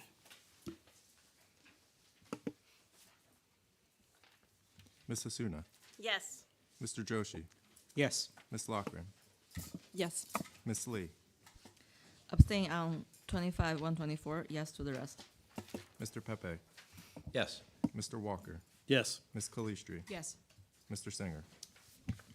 I also abstain on business 25, I'm sorry, I recuse myself on business 25-120, yes on the rest of them. And with that, the motion passes, correct? Yes. Special Services 2520 and Special Services 2521 is next. Second. Any questions or comments? Seeing none, Mr. Lumsky, could you please call the roll? Mr. Lee, Yes. Ms. Hasuna, Yes. Mr. Joshi, Yes. Ms. Lochran, Yes. Ms. Lee, Yes. Mr. Pepe, Yes. Mr. Walker, I will be recusing on 25-20 and yes on 25-21. Ms. Calistri, Yes. Mr. Singer. Yes, the motion passes. We're now up to other 2526 and other 2527, for which I'll entertain a motion. So moved. Second. Any questions on the HIBs? If so, we need to go into closed session for that. It's not one that goes in closed session. If I have like a literal conflict of interest, do I get recused or do I? Recuse. Okay, thank you. Seeing none, Mr. Lumsky, please call the roll. Mr. Lee, Yes. Ms. Hasuna, Yes. Mr. Joshi, Recuse on 2526, yes to 2527. Ms. Lochran, I will just recuse on both. Ms. Lee, Yes. Mr. Pepe, Yes. Mr. Walker, Yes. Ms. Calistri, Yes. Mr. Singer. Yes, the motion passes. We're up to policy 2515 and policy 2516. So moved. Second. Any questions or comments? Question on the spectator code of conduct. I know it's listed as mandatory, and this is a policy that's required by, I don't know if I guess Mr. Walker, the NJSIAA. I guess my question is, in the second subsection, the board prohibits unsportsmanlike conduct or action by a spectator, which include but are not limited to. And look, a lot of these things happen at every game, particularly letter C, entering the field of play before, during, or after an interscholastic event. Obviously, I think that's meant to be, charging the field or something like that, or storming the court. Look, after almost every game, there are people milling about. And obviously, I know that we have common sense where we're not going to enforce, take action against that. I don't mean to disrupt you. No, Mike, please. But in this case, it's a case of while the event is going on. It's not after the court congregating, anything like that. It's during an event. You're disrupting it to the point where you'd be removed from the facility. Right, and I understand that that's the intent. I know this says, subsection C says entering the field of play before, during, or after an interscholastic event. Would that need to be someone who's also ejected for that? Obviously, if there's a big crowd, no one's going to toss anybody out. And I don't mind having it as long as there's an understanding that everyone's going to use common sense with something like that. I mean, I think, again, as with all policies, we're giving tools to our administrators and teachers to allow them to use them. And, in that situation, I think the administrator needs the tool, but we'll use it judiciously. That's understood. Thanks. Thank you. Any other comments or questions about policy? Seeing none, Mr. Lumsky. Mr. Lee, Yes. Ms. Hasuna, Yes. Mr. Joshi, Yes. Ms. Lochran, Yes. Ms. Lee, Yes. Mr. Pepe, Yes. Mr. Walker, Yes. Ms. Calistri, Yes. Mr. Singer. Yes, the motion passes. We're up to item number 13, old business. Is there any old business that needs to be brought to the table? I'd like to make a motion. I move that this board repeal policy 5756.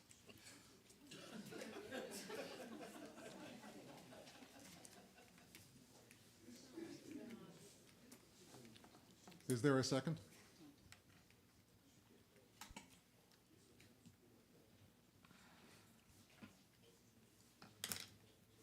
I rescind my motion.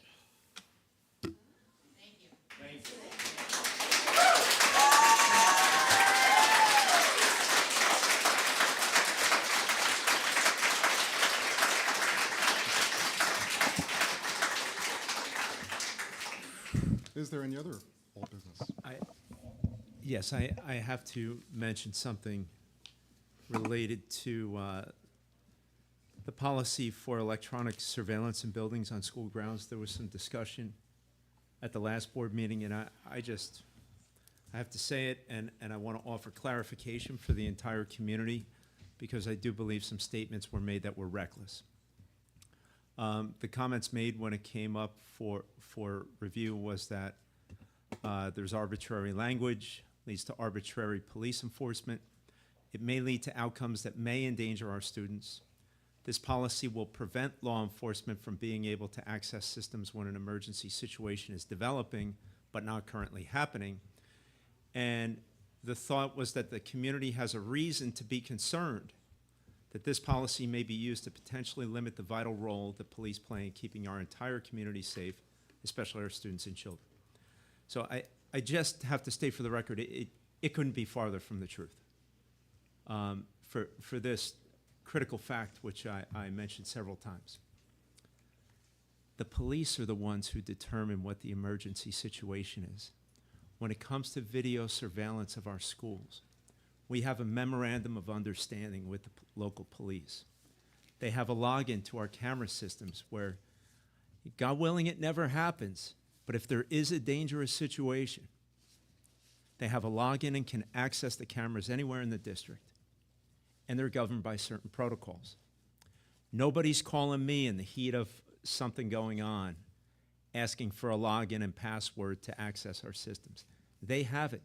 And the police are the ones who determine, I'll say it again, the police determine what a dangerous situation is. No one confers with me, and the reason why is this. The law says they don't have to, because they're trained professionals and know what a dangerous situation is. So I've got to respectfully just say that the comments made at the last meeting were patently false, and we've got to be incredibly careful when we're talking about public safety, something I hold near and dear to my heart, we've worked on in this district. When it comes to public safety, we have trained professionals at every level. There's an excellent working relationship. There's no friction between the two parties.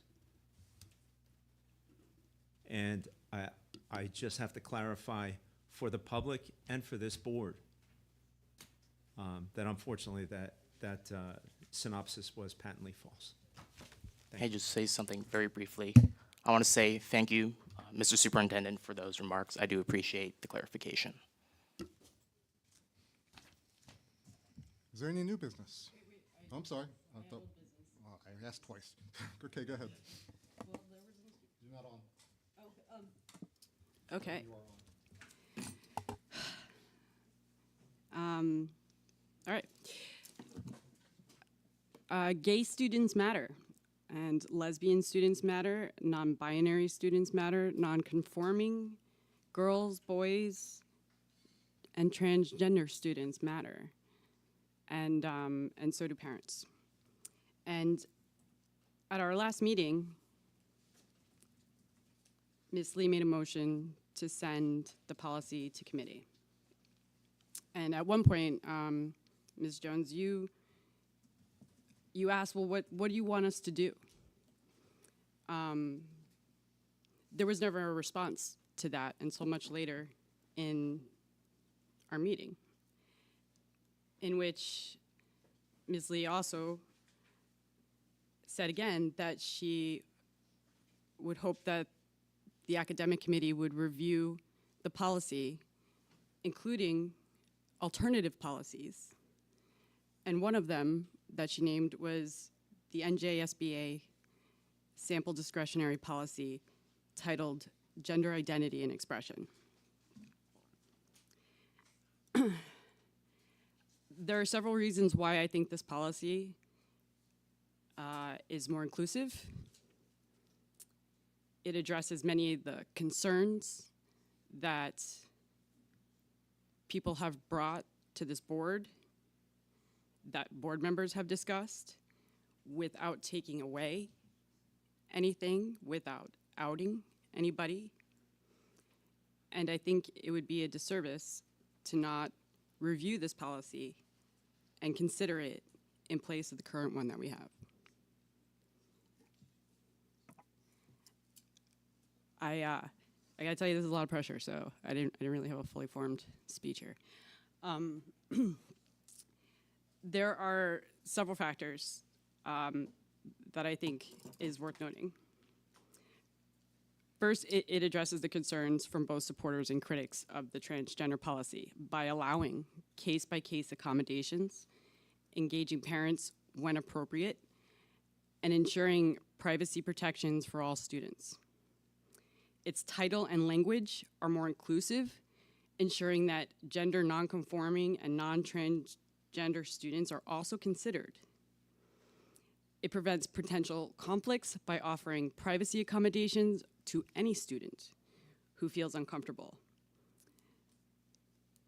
And it creates a framework for fairness in athletics rather than enforcing a blanket policy that can lead to controversy.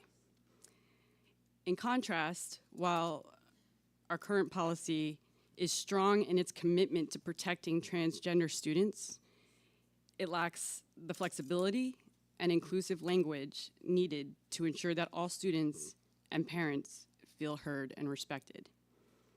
Now, I have a lot more notes and comments, but it's pretty late now. I would ask if anybody has read the policy and reviewed it, and if you want to comment on it, feel free. But that's my position on this issue. Can I ask, did you get that straight from NJSBA, or are you looking at a district that adopted that policy, or a version of it? Thank you for that question. Questions I can do.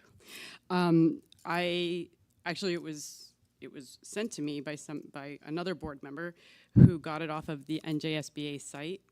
And on follow-up, and I'm not going to speak on behalf of this board member, but on follow-up, it was confirmed that it has been instituted or adopted in other districts, which is also a comment that Ms. Lee had made at the last meeting.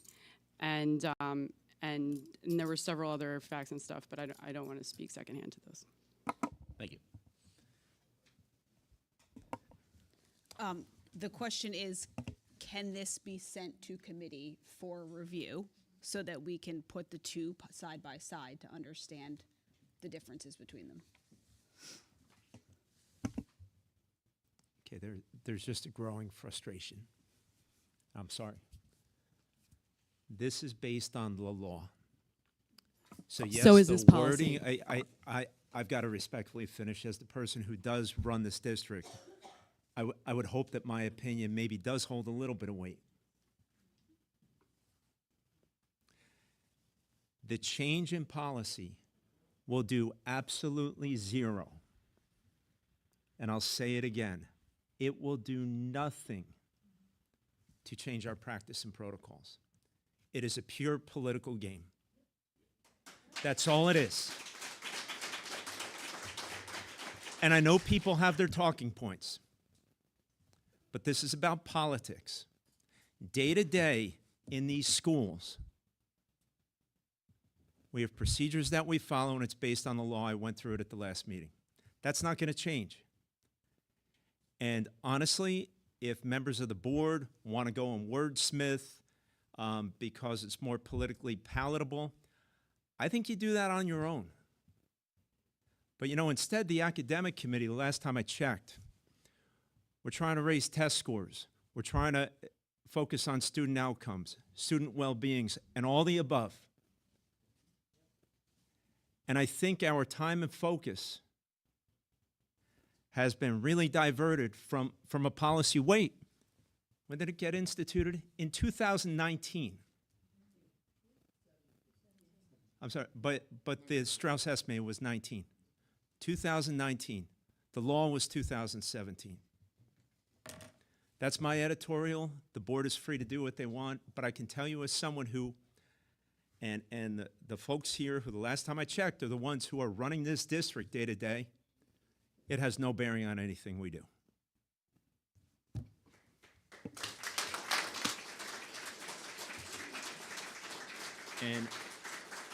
And I do hope that there is a respect for administrative time from this board. And look, I have tremendous respect for everyone who came here and spoke tonight. But this was all due to a political stunt, and it was no more than that. One thing I want to say, the reason that no answer was given is because it was put to vote. So before we could do anything, it was put to vote, and it was voted down. I understand that. So that was This policy wasn't voted down. But first of all, politics are directly tied to policy. We are elected based on our character and based on who believes that we represent them. And our job as a Board of Education is to review policy. So I didn't bring this up because I'm being political. I brought this up because I listened to everybody at the board meeting. Every word, I transcribed it all by hand. Every single word that was spoken. So I reviewed the policy. And if you haven't reviewed the policy and you're going to call this a political stunt, because I believe that, in my opinion, this is more inclusive of so many of the LGB and Qs that were referenced here tonight. No, wait. I'll get to the T. Give me 1 second. Sorry, I don't talk to the, I can't talk. So many LGBTQs were referenced here tonight, especially in stats. And I forget the name of it, it's here. My mind's a little all over the place. But the only reference in the policy is transgender. So what I'm saying is that this policy is more inclusive of the rest of those same people in the LGBTQ community. And I think it's worth consideration. If I may, I would like to make a comment too, and this isn't in reference to your request at all, Jen, but this is in reference to just how you introduced it with, I think, is how AJ was saying it, and I just want to clarify. So when the topic came up at the last board meeting, I know.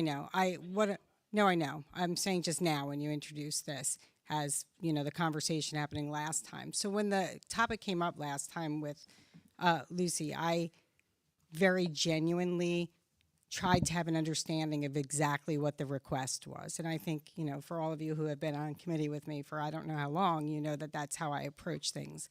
I also listen. And so as I was trying to understand if the request, are we just reading it? Are we reading it with a purpose?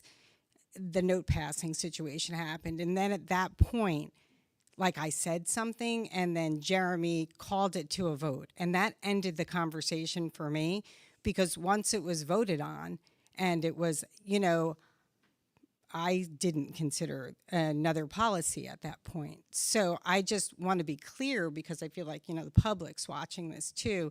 And it wasn't that anything was shut down. It was just things moved very quickly, and it was, a motion was made, and it was called for a vote, I feel, without maybe most people being prepared for that. But that's, you know, just my observation. So just to clarify, it wasn't, you know. Absolutely, and for that matter, I wouldn't expect any practice to be changed in the school that protects students, all students.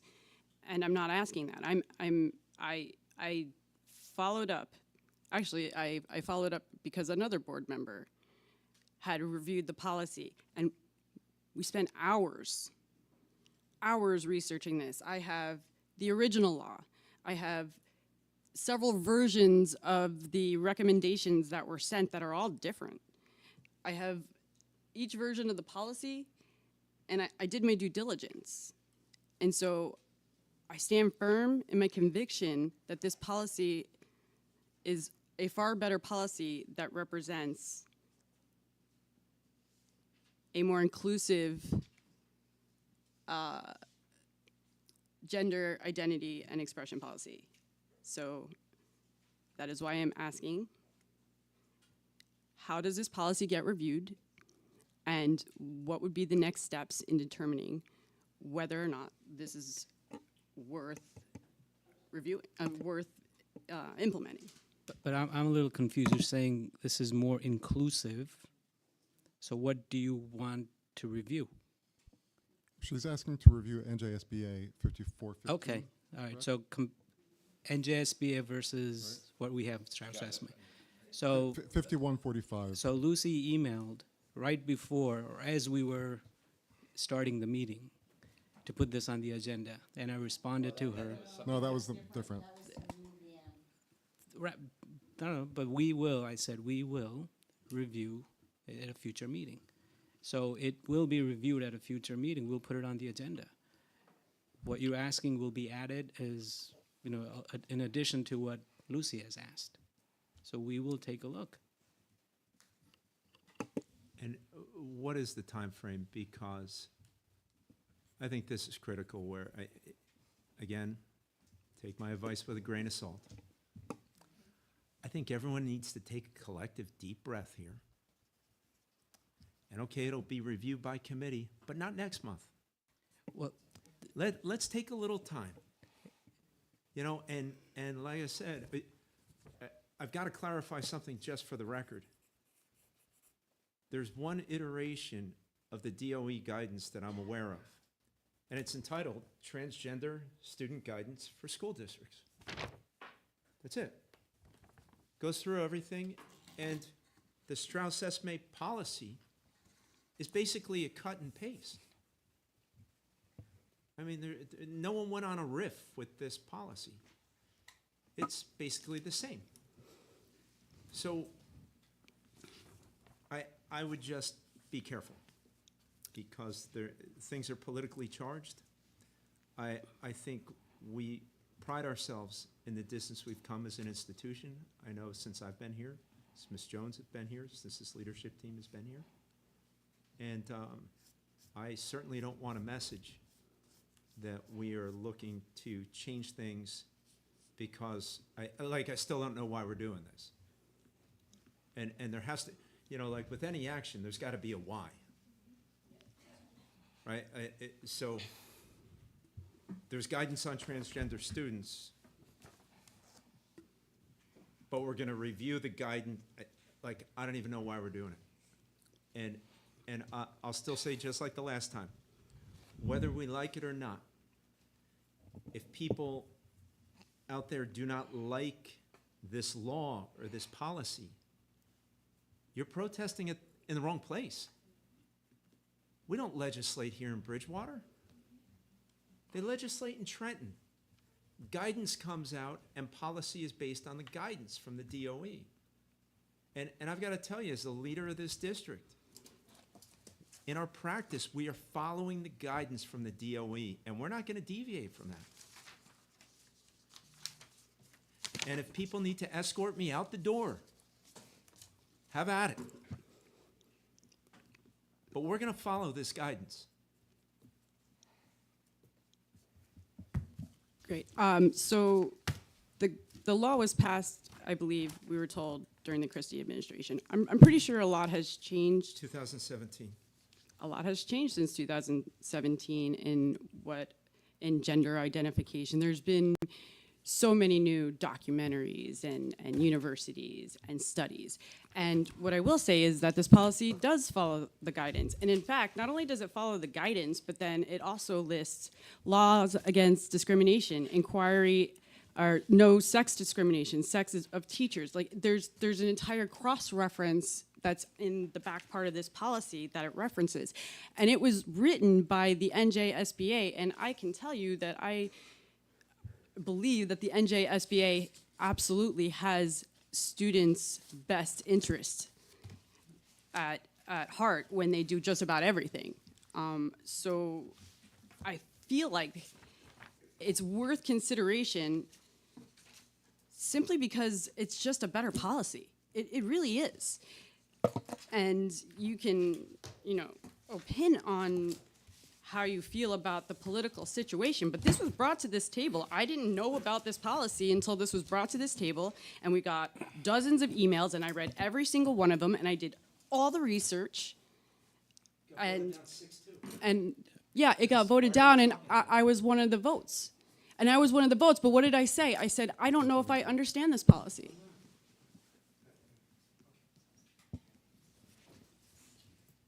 This policy is based on a whole lot more than just the guidance. It's actually thoughtful, and it gives consideration. And I wish that I got thoughtful consideration, and you just, let me have the opinion as a board member that represents this community that maybe it's worth the time for this, worth our time and money as a board to review it. And if you want to come back and tell me that you don't think that there's anything worthwhile in this policy, that's fine.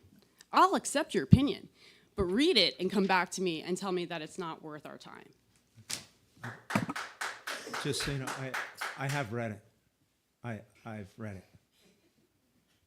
Just if there's an accusation that I'm familiar with it, that's patently false. But you're not a voting member of the board that adopts policy. So a We little are. conversation about policy. 11 years ago, myself and there's some other people in the room that spent almost 2 years transferring from School Board Association policy to Strauss-Esme. There are different ways those policies are written by the two organizations. And looking at these two policies, which I have this policy in front of me, I have the guidance in front of me, I've had it for weeks and read it and looked through it myself also, and done my due diligence, is Strauss-Esme puts the administrative code and links in the document and you're reading it along with it. So it reads a little differently than the NJSBA document. For those who have looked at it, I see anybody? I've looked at it. You understand what I'm talking about. So it reads a little differently. So you see the reference to code right away. I have some reservations about this one. I have reservations about a lot of policies, but on this one, it does hit some areas, but maybe not all. Is it better? Ultimately, will changing this policy confuse or do any more? Or we're leaving it where it is? That's my question. What's the end effect of changing this policy? It addresses gender identity and expression. And I've heard several people speak tonight and make reference to binary, non-binary, to several other different groups of people that don't fall into the specific category of transgender. And it makes reference to that. And it also is a lot clearer about the relationships and everything else. In the first line, paragraph of the document, it talks about generally makes it unlawful for schools to subject individuals to differential treatment for treatment of gender identity and expression. That's in the first paragraph. Mm-hmm. Title IX it references, which the other document does Which not reference policy are Title you IX. reading? In our policy. The other policy does not reference Title IX at all. It Specifically does. prohibits discrimination on the basis of sex and federally funded educational programs and activities. So in the first paragraph, it references both the New Jersey statute, Title IX, which is a federal statute, and the U.S. Code. Then why is the title of the policy And then NJSA also transgender says policy? directs the Commissioner of Education to establish guidelines. The policy indicates why this was done. You know what I mean? So I'm kind of concerned that in the difference of the policy, I'd rather see the justification up front in that area. And I've read a lot of policy and spent many hours looking on this. The when you look at the justification policy. of what?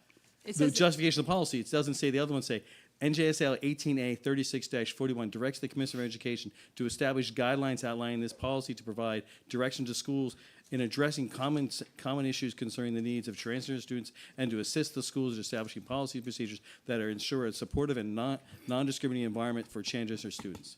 The first part of the first. Mr. President, can I Well, I'm not be going to. recognized? When someone else is speaking? Absolutely. Then no. Okay. So, Barry, are you finished? When I look at policy, it's when you're reading an author in a certain tone and writing. You know who writes it.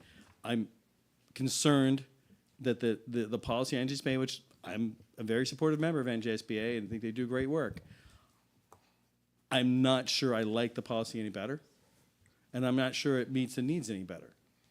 But if you want to go to policies, if you want to send a committee, let them discuss it. So I'm good with that if you want to have that Before you move- conversation. before you go on, Lucy, Jen, your request has been heard by the chair and by the administrator. They have said that they will take it up. It will be taken up to review both policies to see whether there's any difference between them that is worthy of attention. We've spent a lot of time on this, but Lucy, by all means, if you want to have a comment, please make it quick. Make it quick? I don't know, because I think today there's a lot of things that's said. As always, I want to appreciate everyone who come to speak on both sides. Ms. Lucy, we're talking to the board. Okay, I appreciate everyone from the public who came to speak to our board.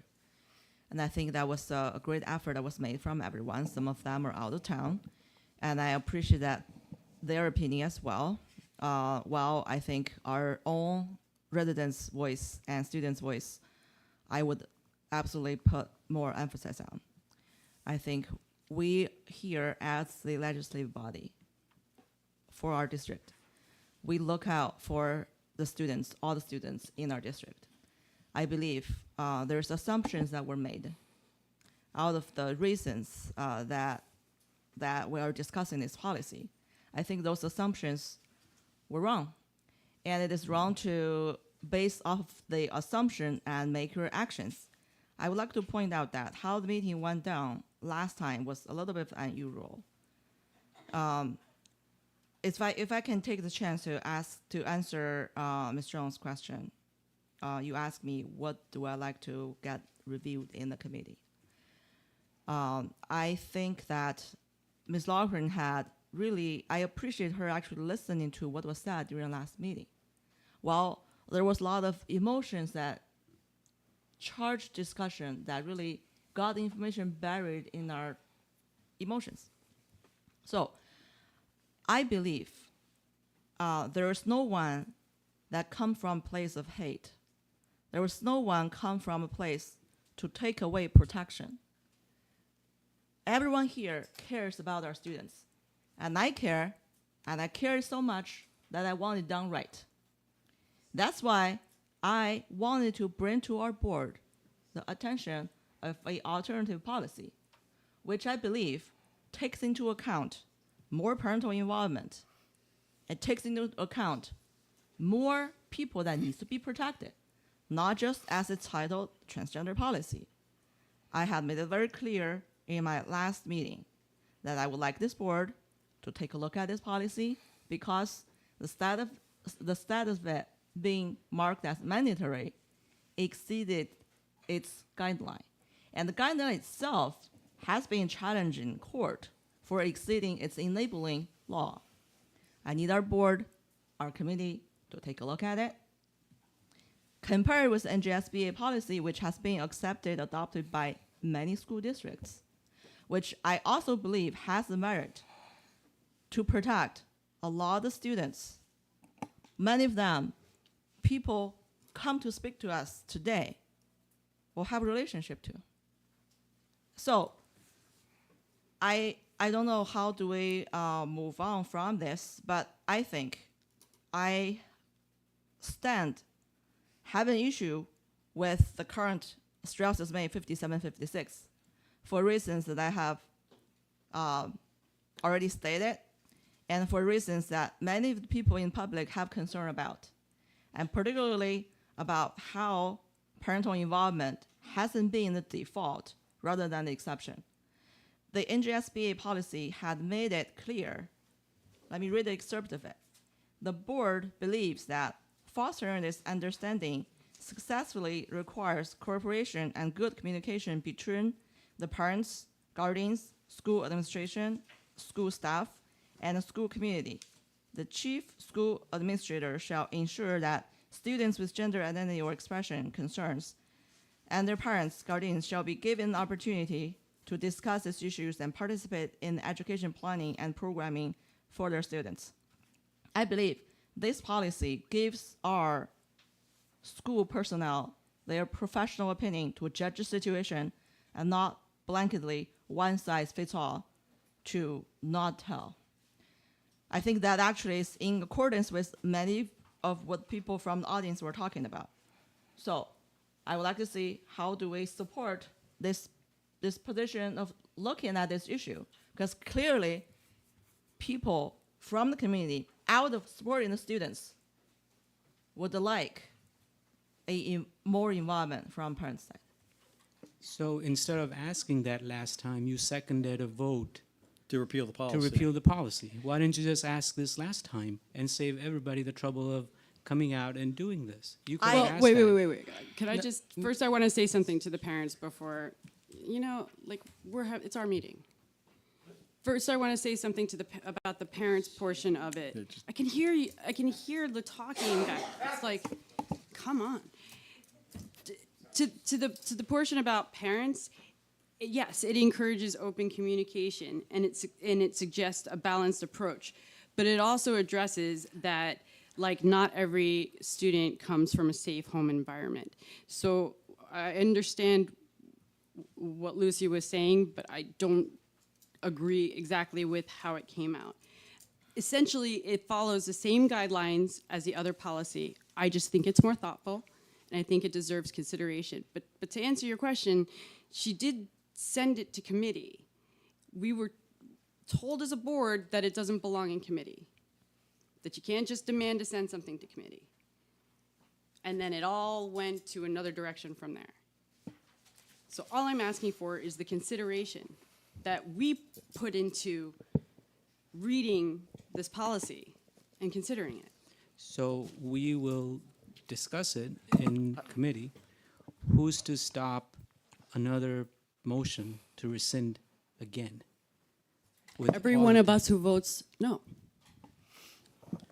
which I did.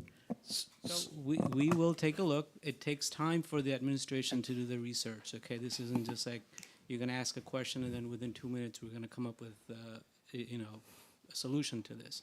We will take a look. It takes time to review policy. It takes time for the administration to do the research. We will take a look, but all I'm asking and all I'm stating here is that this could have been said at the last meeting. Let me take, wait a minute if That's I all. can. Go ahead. Could I be recognized? All right. Let me respond to that, right? I have said all of that in our last meeting, except no one was listening. No one was listening. I had mentioned the NJSB policy during our last meeting already. What I said today, just now, if you go back and hear my talk last time, you would find the exact words, almost. But that's what I'm saying. We were discussing it, and then abruptly a motion was made. That's when the discussion stopped. If you wanted the discussion to continue. AJ's correct, because I watched it like 3 times when I got home. And honestly, like, really, I did say, like, what is it? As policy, there's part of it where there's the board goal where we just review policy, but we're not making any changes or revision. We're just supposed to be becoming familiar with the board members. And then there's board policy where you're reviewing it because you're making a revision. That's what I was trying to get clarity on. In the middle of trying to get clarity is when the actual motion was made, the vote was made. That's what happened. But I do recall Lucy mentioning this other board policy, we were having but it this wasn't part of discussion. that conversation. Right. I would really much like to stop talking in circles right now. We've talked about this at this point ad nauseum. It's already Motion to been adjourn. asked. Is there any, before we do that, well, there's a motion on the table. Is there a second? No. Second. You Object. could say no, but Object. you don't get to object. I understand. She does if she wants to. Sure. I seconded it. Fine. Mr. Can we Lemke, have a could roll you- call vote for this one then? Well, that is what we do, yes. Mr. Lemke, could you please call the roll? It's a motion to adjourn excuse- that's been seconded by AJ. Oh, Mr. Lee, no. Ms. Asuna, No. Mr. Joshi. Yes. Ms. Loughran. Motion to adjourn. Motion to adjourn. Yes. Ms. Lee, No. Mr. Pepe, No. Mr. Walker, Yes. Ms. Calistri, No. Mr. Singer. No. Pretty sure the motion failed, right? Yes. Cool. Is there any other new business to discuss?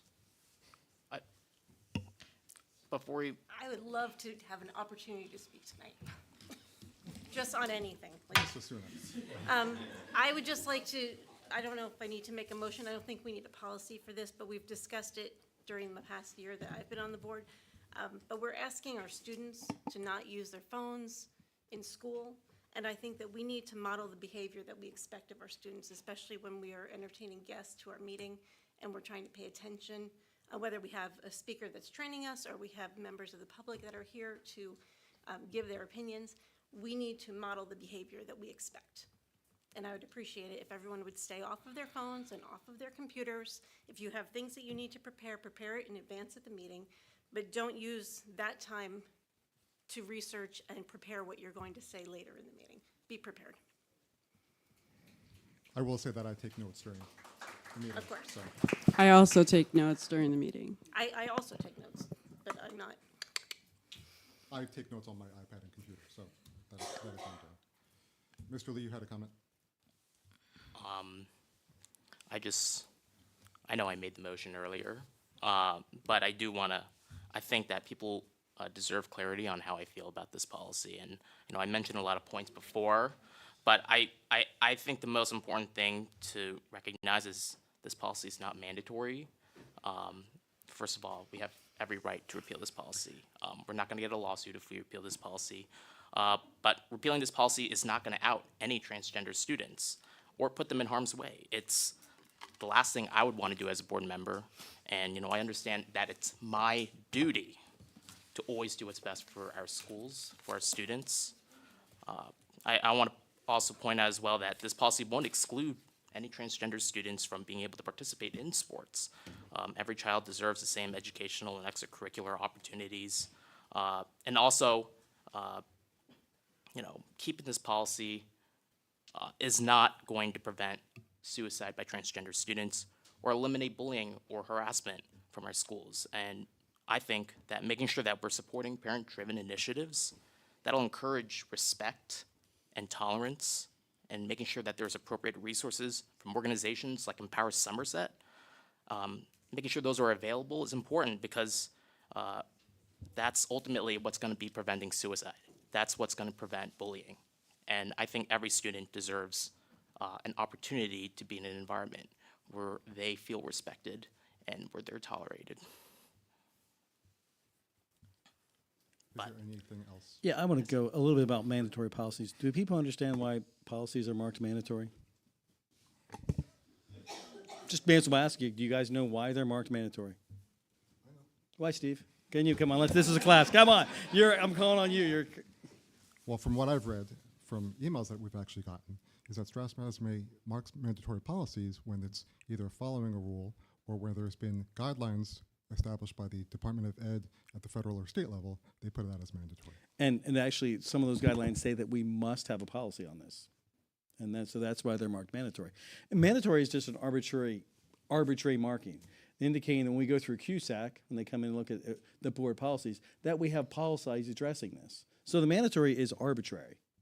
You can take it off all the policies if you want, just so we have the policies that we are required, that say the law says we need to have. And a lot of policies are there to reiterate other statutes in areas to make sure they're there. That's what this policy does. Sometimes clarifying and memorializing is good too, so that everyone understands. I can make a motion to remove M from all the policies, and it wouldn't matter. It doesn't matter any of them. We could do that if we want to. But we have to have the policies that are by law required. So the M is just an arbitrary M on there. That's not correct. And we have our legal board opinion that this policy is not mandatory.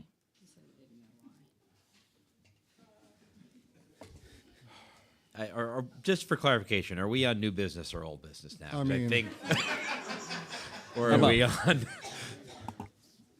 I am on new business. Okay. Is there new business? I'd like to make a motion to adjourn. Second. All in favor? Aye. Any opposed? We're adjourned. Our next meeting is April 8th.